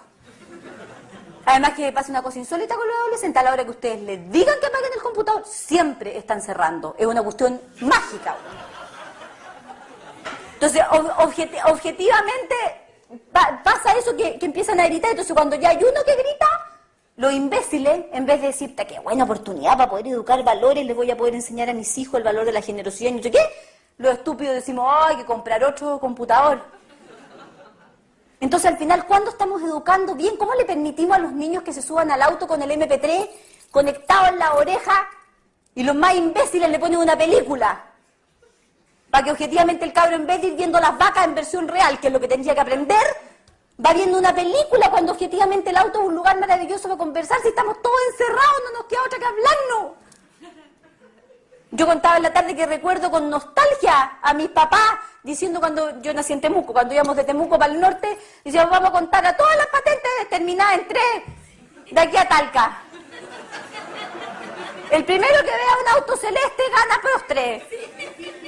¿O qué camión tiene más ruedas? Y con eso nos entreteníamos las 8 horas de viaje, cantando por enésima vez el elefante se balanceaba, y objetivamente eso era familia, po.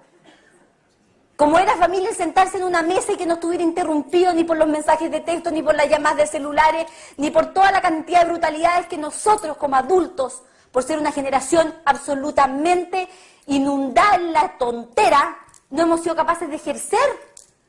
Si nosotros somos los que mandamos en la casa, por lo tanto las malas o buenas consecuencias que de ahí se desprenden son de nuestras malas o buenas decisiones.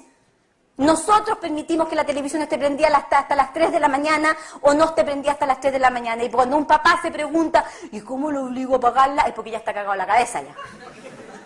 Porque de frentón se le fue a la chuña el concepto de autoridad. No puede preguntarse eso.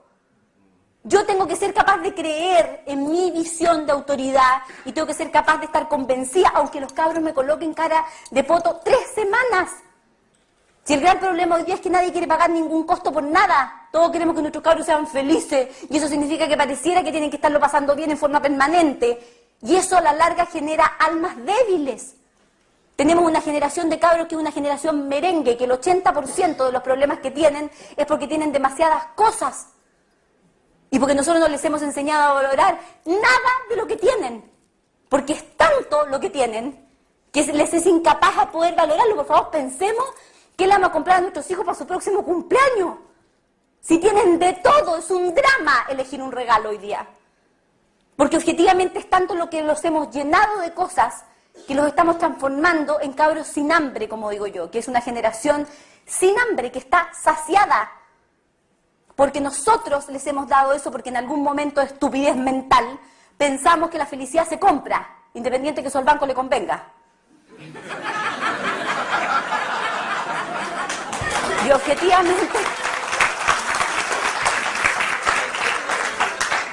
objetivamente, como sentimos que la felicidad se compra, entonces los imbéciles salimos a comprar felicidad los fines de semana, vamos a lugares como Casa Idea a comprar calor de hogar, porque compramos cuanta brutalidad floria hay para que la casa se vea súper cálida sin entender que la calidez es un tema que nace del alma, que no tiene nada que ver con que me combine el azucarero con la taza.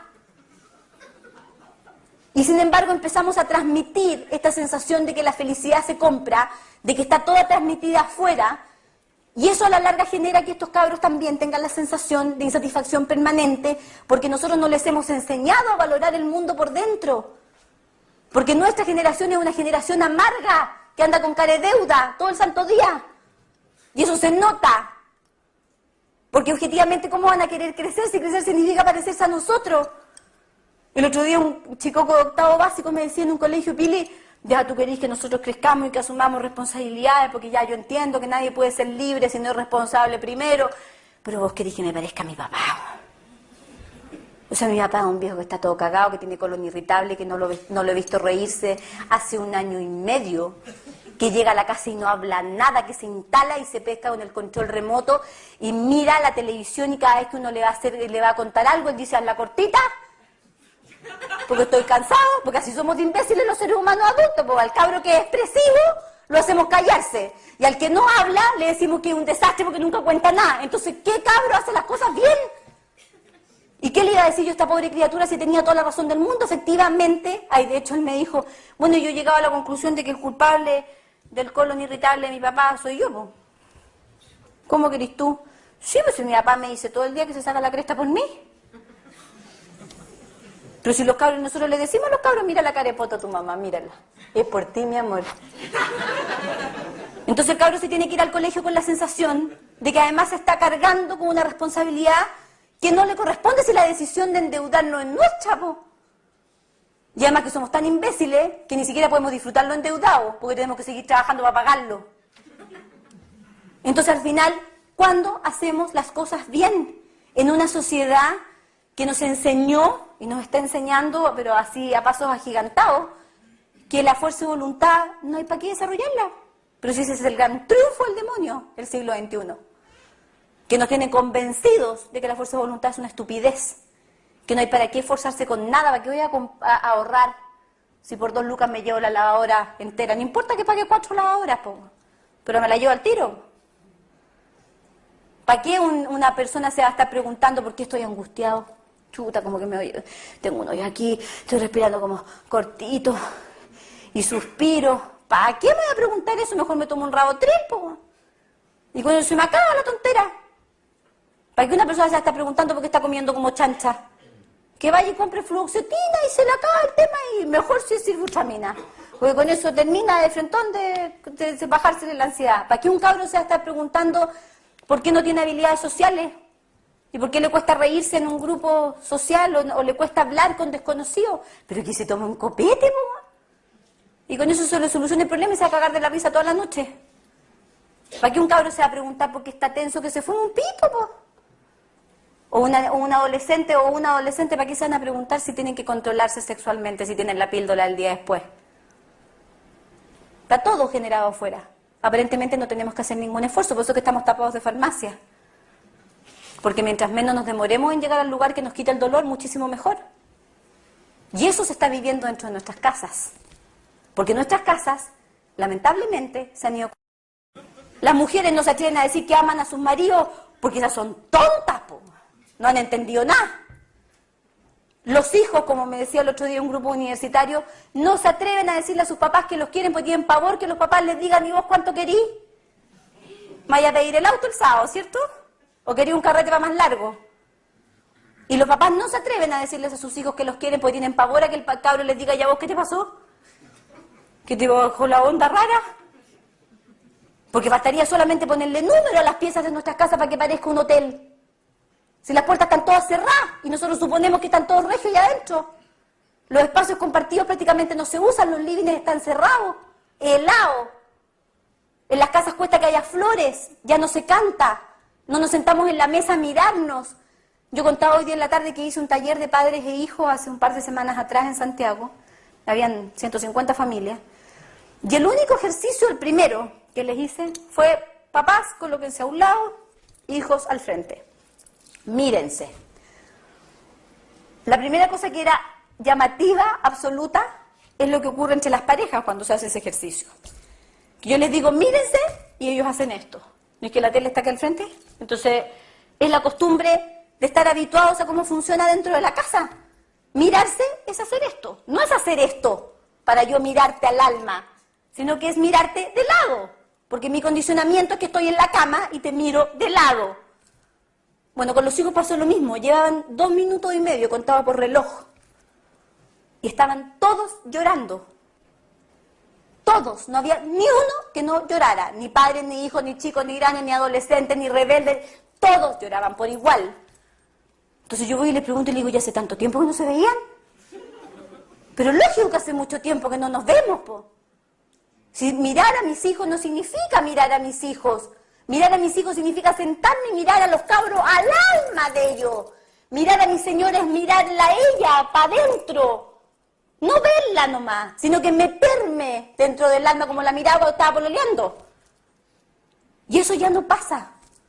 Yo nunca me voy a olvidar una lección que me dio mi hija de 13 años, que llegué un día de la oficina y ella me estaba esperando para que yo jugara con ella un juego de matemáticas. Entonces yo, mujer chora, le digo, yo no puedo jugar contigo y estoy agotada.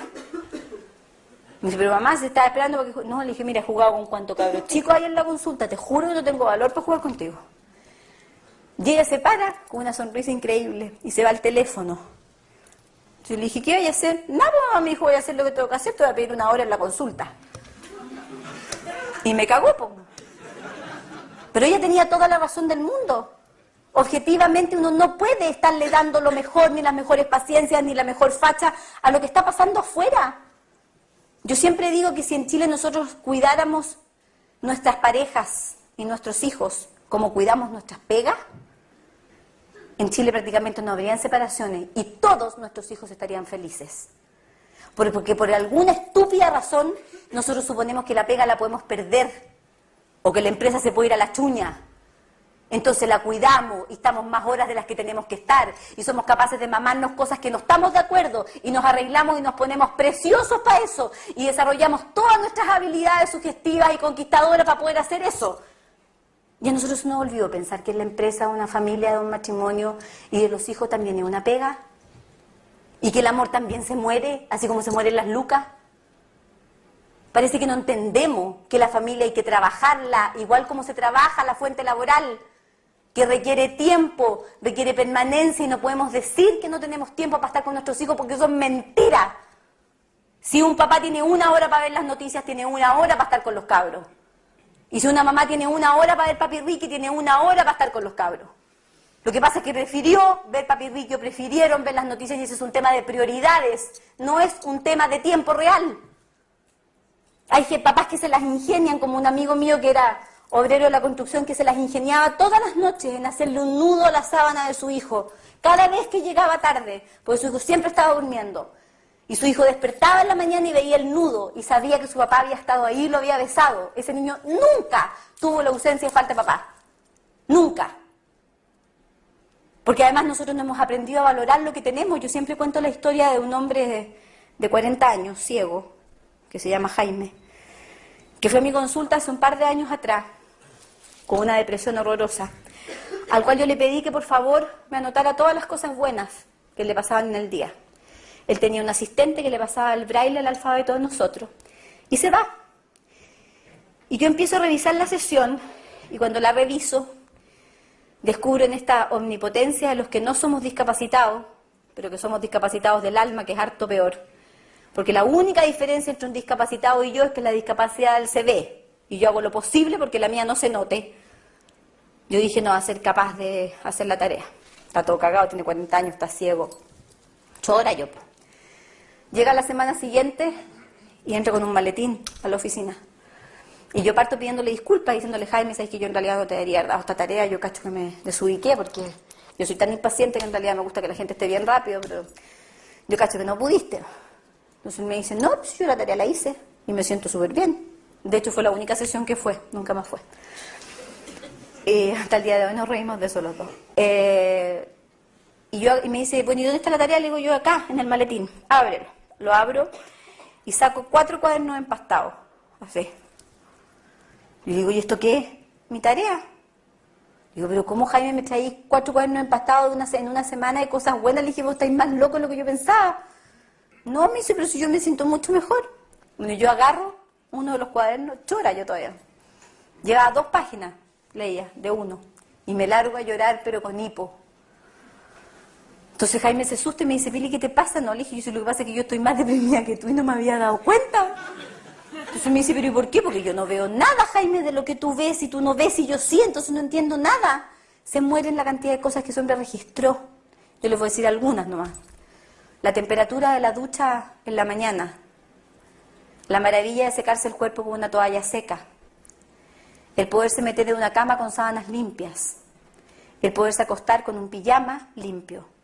El olor a pan tostado, la textura de la salsa de tomate a la hora de almuerzo, el sol pegándome en la cara cuando camino, el olor a jazmín, las chispitas de la Coca-Cola pegándome en la nariz, la gentileza de una cajera en el supermercado, cosas que todos los que estamos aquí vivimos por montones todos los días.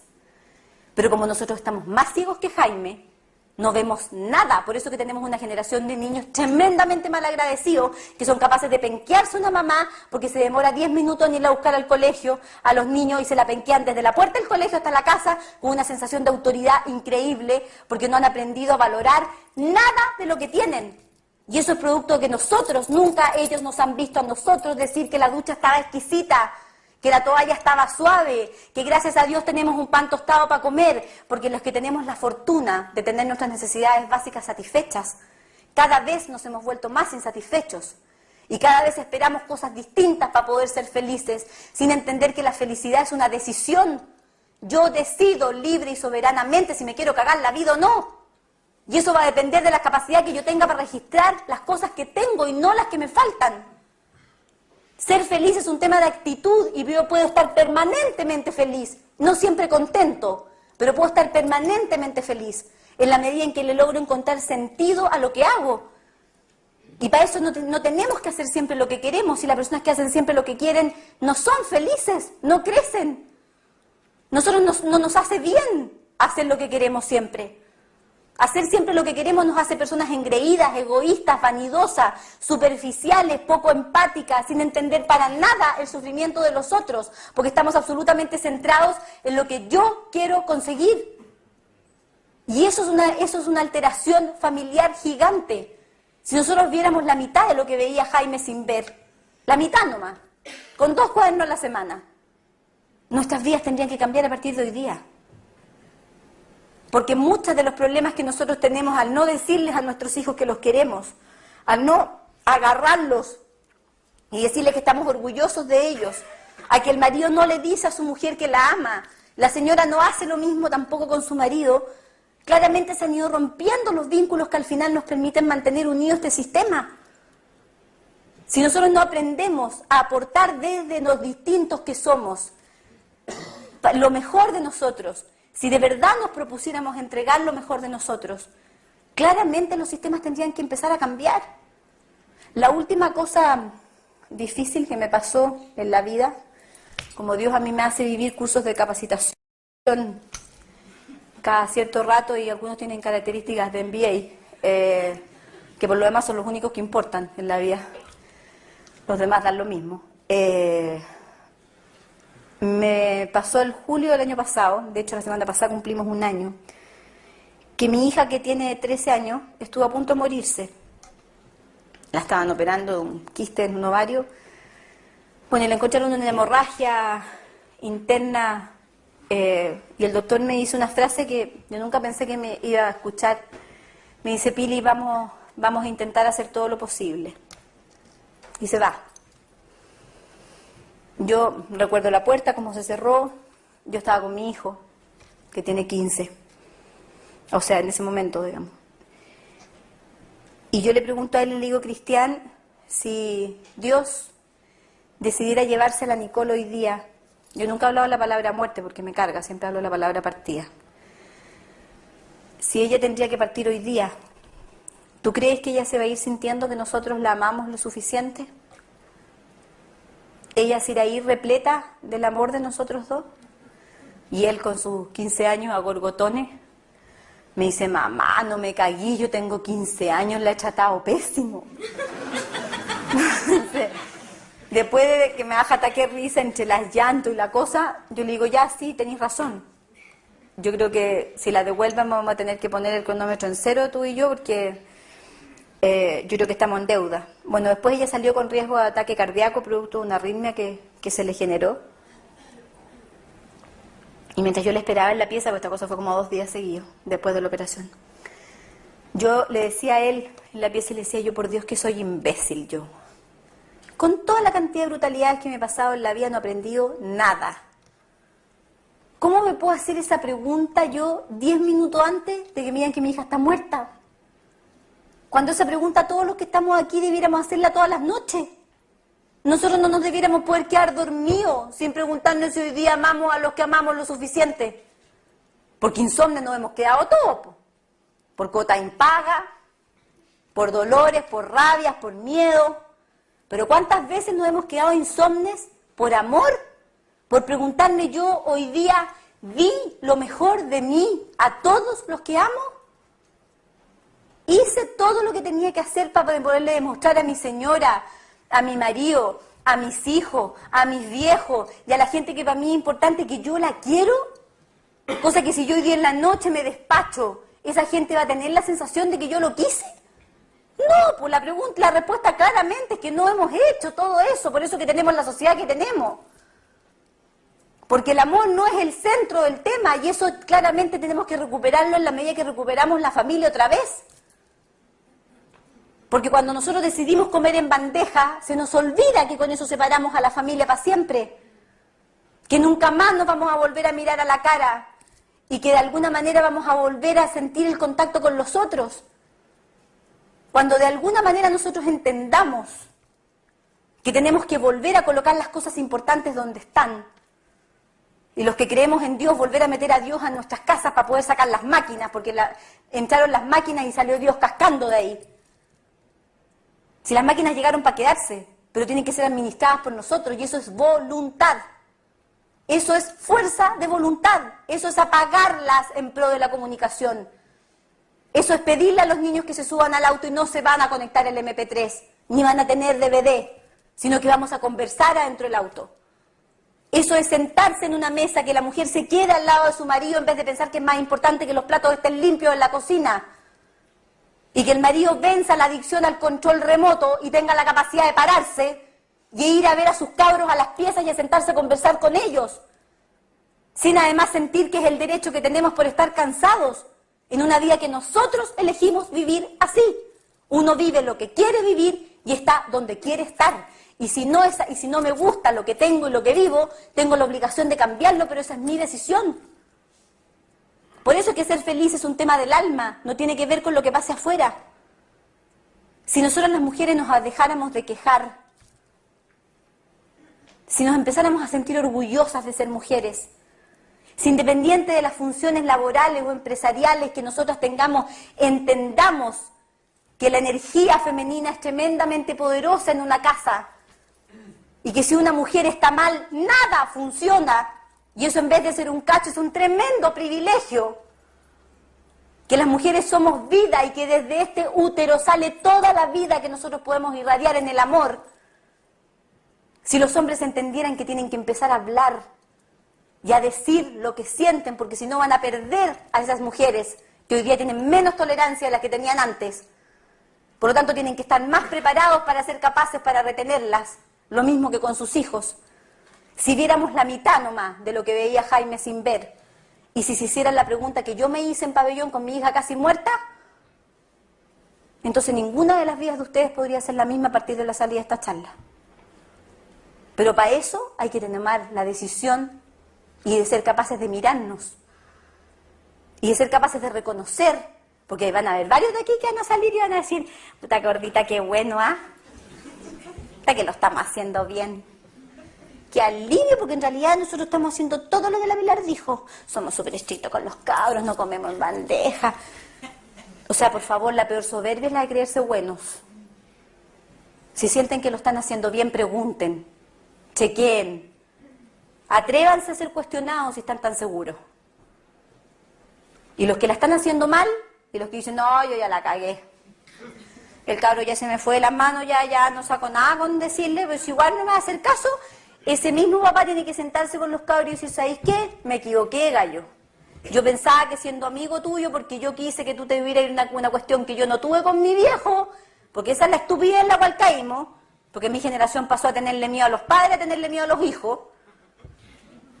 Y objetivamente, como yo no quería que tú vivieras lo que yo viví, entonces objetiva, y que tú no tuvieras todos los problemas que yo tuve, entonces me fui directamente para el otro extremo. Resulta que no funciona, aún funcionaba mejor como mi viejo lo hizo. Por lo tanto, voy a partir de nuevo. Y eso nos va a implicar además valorar a los viejos, porque el mayor cagazo valórico de este país está en las personas entre los 30 y los 40 años, que porque sienten que tienen las mismas cosas que sus papás lograron a los 60, sienten que lo están haciendo el descueve. Entonces más encima les viene toda la soberbia de que porque tienen una 4x4 y le pueden pasar el auto a cualquiera por encima, ellos son choros, porque tienen todo lo que de alguna manera soñaron con tener. Entonces cuando a los 40 años vean que están llenos de cosas pero no tienen a nadie con quien disfrutarla, entonces ahí empiezan a valorar al viejo otra vez. Y empiezan a entender que los papás, mientras más viejos somos nosotros, más valoramos el cómo nos educaron y las cosas que nuestros viejos hicieron por nosotros. Y que si tuviéramos la humildad de reconocer eso, tendríamos trayecto de historia y nuestros hijos conocerían a sus abuelos como de verdad debieran conocerlos. Y sin embargo nosotros no lo estamos haciendo, porque hasta les preguntamos si quieren ir a ver a la abuelita. ¿Qué cabro de 15 años inundado por la lata como mi hijo me va a decir, ay, qué entretenido, llama a mis tíos también? El cabro tiene que ir a ver a la abuela porque si no la vieja se va a morir y no va a tener idea del trayecto histórico que ella tiene, del cual yo derivo de ahí. Y también deriva él, por lo tanto tiene que verla, pero eso es un tema de decisión parental. Es la misma decisión preguntarse todos los fines de semana esa pregunta horrorosa, ¿y qué vamos a hacer? ¿Qué vamos a hacer con los niños? ¡Nada, pues! Nos vamos a quedar en la casa. vamos a hacer pan, a jugar bachillerato y a hacer campeonato carioca. No vamos a hacer nada. ¿Por qué tendríamos que transformarnos en Agentur todas las fines de semana para llevar a los cabros a que se entretengan, pobrecitos? Que aprendan a aburrirse para que se pongan creativos alguna vez en la vida, si todos se los estamos dando hecho. Y eso está determinado por nuestras estúpidas decisiones de tratar de hacerles la vida fácil. Y ninguno de los que está aquí ha aprendido nada de la vida que no sea a través del dolor. Y yo no entiendo por qué cresta nosotros tenemos que pretender que los cabros aprendan de una manera distinta si no se puede. Los niños necesitan sufrir, necesitan tener frustraciones, necesitan hacerse responsables. Yo no puedo correr todos los días a dejarle la colación al cabro al colegio porque se le quedó. Se tiene que cagar de hambre. Es la única manera que nunca más se le olvide la colación. Si yo corro cada vez que le falta una cartulina amarilla, ¿cuándo cresta el cabro se hace responsable de esa cartulina amarilla? Nunca, po. Y después no se hace responsable con otras cosas más en la vida. Porque siempre salió este grupo de asistencia colectiva, donde al final ellos cada vez agarran más poder y más capacidad para poder manipular. En la medida que nosotros vayamos entendiendo esas pequeñas cotidianidades y podamos hacernos cargo de nosotros, y sobre todo podamos hacernos responsables de las cosas que estamos haciendo mal, claramente las cosas cambian. Y cambia la dinámica de la familia y cambia la dinámica de nuestro crecimiento. Y como yo siempre digo antes de terminar una charla, que Dios, que es mi jefe, me mandó a esta tierra a sembrar. La cosecha no es algo que me esté permitido ver. Yo vine para acá hoy día y tiré miles de semillas, que espero sí hayan caído en buena tierra. Pero lo que pase con esas semillas ya no depende de mí. Depende de lo que ustedes hagan con lo que acaban de escuchar. Ahora, si yo logré llegar al alma de 10 de ustedes, solo con eso, entonces valió la pena que haya venido a Valdivia. Muchas gracias.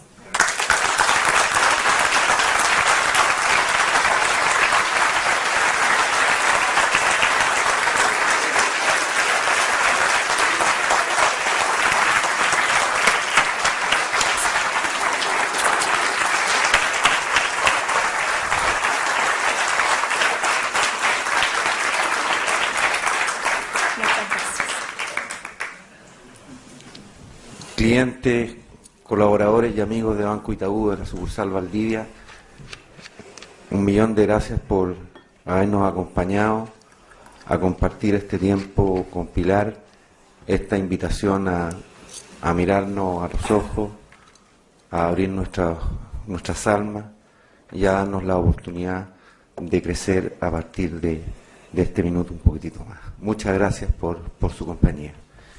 Le quiero pedir a Nelson, que es nuestro dueño de casa, nuestro agente, que me acompañe para entregarle un pequeño reconocimiento a Pilar. Muchas gracias. Gracias a ti. Muchas gracias. Muchas gracias. Muchas gracias.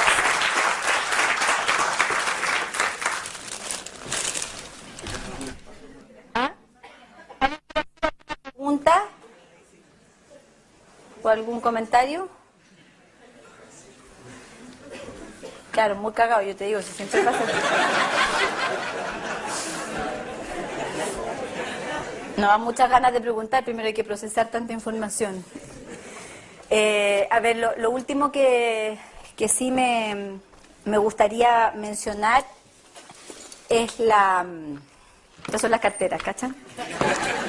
Hay cosas que yo tampoco aprendo. Es que de repente cuando uno cuenta esto, claro, yo creo que si yo no lo contara con el humor es imposible de tragarse. Son verdades demasiado duras que yo intento matizar con el humor porque creo que es un switch interior que de verdad cambia mucho realidades. Hoy día nosotros veníamos en un avión que se suponía que salía a las 10:15 de la mañana. Salimos 10 para la 1. Y yo mientras estaba en el aeropuerto miraba la típica realidad de la vida, de cómo a la larga había gente ahí que se iba y puteaba a Lan toda la mañana.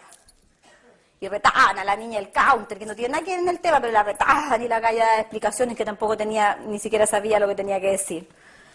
Otros que que fuman, se empezaban a transformar en lobos esteparios y que podían haber asesinado a cualquier persona dentro del aeropuerto después de 4 horas sin fumar más la hora y media de viaje.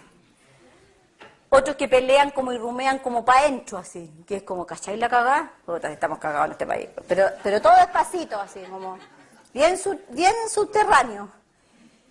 Otros que se les dio por comer y se lo comieron todas las 4 horas y se sentaron en el café y no pararon de comer, porque parece que en esas situaciones da hambre, entonces había que comer. Y yo me preguntaba y decía yo, esto es la vida. Así como yo elijo la ropa que me pongo, elijo el camino que utilizo para llegar a mi oficina, en este momento también tengo la opción de elegir qué actitud voy a tomar frente a estas 4 horas que tengo en el aeropuerto. Puedo amargarme la mañana completa y sentir que es un desastre, o puedo suponer que es un tremendo regalo y una oportunidad para pensar acerca de miles de cosas que no he tenido minuto para pensar. Es un tiempo en el que nadie me va a joder, nadie podría llamarme por teléfono, puedo hablar por celular con la gente que echo de menos, llamé a mi abuelita, Y esa es la vida. Es el tener la posibilidad de decidir, frente a una opción así, ¿qué actitud voy a tomar? Tengo 2 opciones, o me pongo mal genio y me lleno de bilis y me da colon irritable y llego hinchado a Valdivia, o me vengo contenta, porque aprendí, porque miré, porque olfateé, porque vi gente, porque me reí de las actitudes. Si eso nosotros se lo pudiéramos enseñar a nuestros hijos, crecería en una brutalidad. Y si pudiéramos entender ese concepto de felicidad basado en la decisión, ahora yo sé, pues si mañana ustedes llegan a sus empresas o a sus lugares de trabajo cantando porque se compraron este concepto de la Pilar Sordo de que ser feliz es una decisión, lo más probable es que les van a preguntar y les van a decir, yo, ¿qué te pasó? ¿Te tocó anoche? Porque es tan raro estar feliz que si no es bajo una conducta orgásmica parece que objetivamente no se puede producir. Cuando bastaría solamente con el haberme levantado, haber besuqueado a mis hijos, haberlos mirado a los ojos, haber olido el olor a pan tostado y haberme secado el cuerpo con una toalla seca, para tener razones suficientes para poder salir dichosos, no felices, dichosos de las casas. Y eso solo depende de nosotros, depende de nuestros malos hábitos y de cómo hemos ido sin querer rompiendo la estructura de la familia, que es la única cosa que va a salvar a esta sociedad si la volvemos a recuperar. No existe otra fórmula. Los cambios de sistema ni de leyes jamás van a cambiar el alma de las personas. El alma de las personas cambia con estas cosas. Y esto cambiará a sus familias y ojalá eso cambie a otras que no vinieron. Pero esto es una cadena de amor que depende de ustedes cómo la motiven y cómo cuando se les olvide y vuelven a tener la cara vinagrada y otra vez estén preocupados por puras tonteras, se acuerden y digan, no, pues voy a hacer la tarea de Jaime, hay cosas que yo aquí no estoy viendo, que es lo que a mí me pasa cada vez que yo estoy deprimida. O que yo me achato y digo que estoy agotada y empiezo a ver, pero ¿de qué me estoy perdiendo? Y empiezo a mirar, a abrir los ojos. Y siempre hay muchas más maravillas que sorprenderse, porque lo que tenemos siempre es mucho más de lo que nos falta. Lo que pasa es que nosotros no lo vemos. Entonces váyanse de aquí felices. Yo les voy a pedir, por favor, a las señoras que vinieron con marido, que tengan la bondad de no repetirle la charla al gallo mientras se van para la casa. El gallo ya la escuchó, ya. Ahora yo estoy de acuerdo que el gallo se le va a olvidar mañana y ahí se la pueden repetir, pero traten de no repetírsela. En cambio a los hombres les voy a pedir, por favor, que se vayan hablando todo lo que yo dije. No hay nada más erótico para una mujer que escuchar a un hombre hablar de las emociones, casi orgásmico. O sea, si ustedes se van diciéndole, puta viejita, yo no me había dado cuenta que yo no te había sabido retener y que yo en realidad ahora voy a empezar a decirte que te quiero porque yo cacho que ahora sí entiendo que tú necesitas escuchar eso de mí, o sea, entiéndanme, eso es maravilloso. Ahora, las mujeres que vinieron solas, yo les voy a pedir que no lleguen a su casa a decirle al marido, mira, siéntate. Te voy a contar, porque objetivamente muchas veces las mujeres mientras más hablamos más la cagamos. Entonces, la idea es que primero traduzcamos las cosas a acciones y cuando los hombres nos vean actuar, ahí podamos hacer los comentarios atingentes, pero que no sea solamente desde el discurso, sino que sea desde la acción. Ahora, los hombres que vinieron solos, o sea, cuenten todo hasta cómo andaba vestida, todo importa. Todo importa, y si ahí tienen la teoría completa y cuentan la historia de Jaime y se emociona, o sea, eso es maravilloso. Pero por sobre todo lo que tienen la obligación de hacer hoy día en la noche es llegar a sus casas y besar a sus hijos, decirles que los aman por sobre todas las cosas, aunque les dé vergüenza, atrevámonos a hacer el ridículo alguna vez por algo que tiene sentido. Lo estamos haciendo todo el día por hacer puras estupideces. Morámonos de vergüenza, que nos duela la guata. Ódienme cuando estén ahí frente a los cabros y no sepan cómo miércoles le digo que lo quiero. Atrévanse a tocarlos, atrévanse a besarlos, no se duerman sin ese placer. Díganle a sus señoras que las aman, díganle a los maridos que los aman. Y ojalá hoy día en la noche cuando se duerman se puedan preguntar si hoy día amaron a los que aman lo suficiente, y ojalá que esta charla haya ayudado a contribuir a que la respuesta sea que sí. Muchas gracias.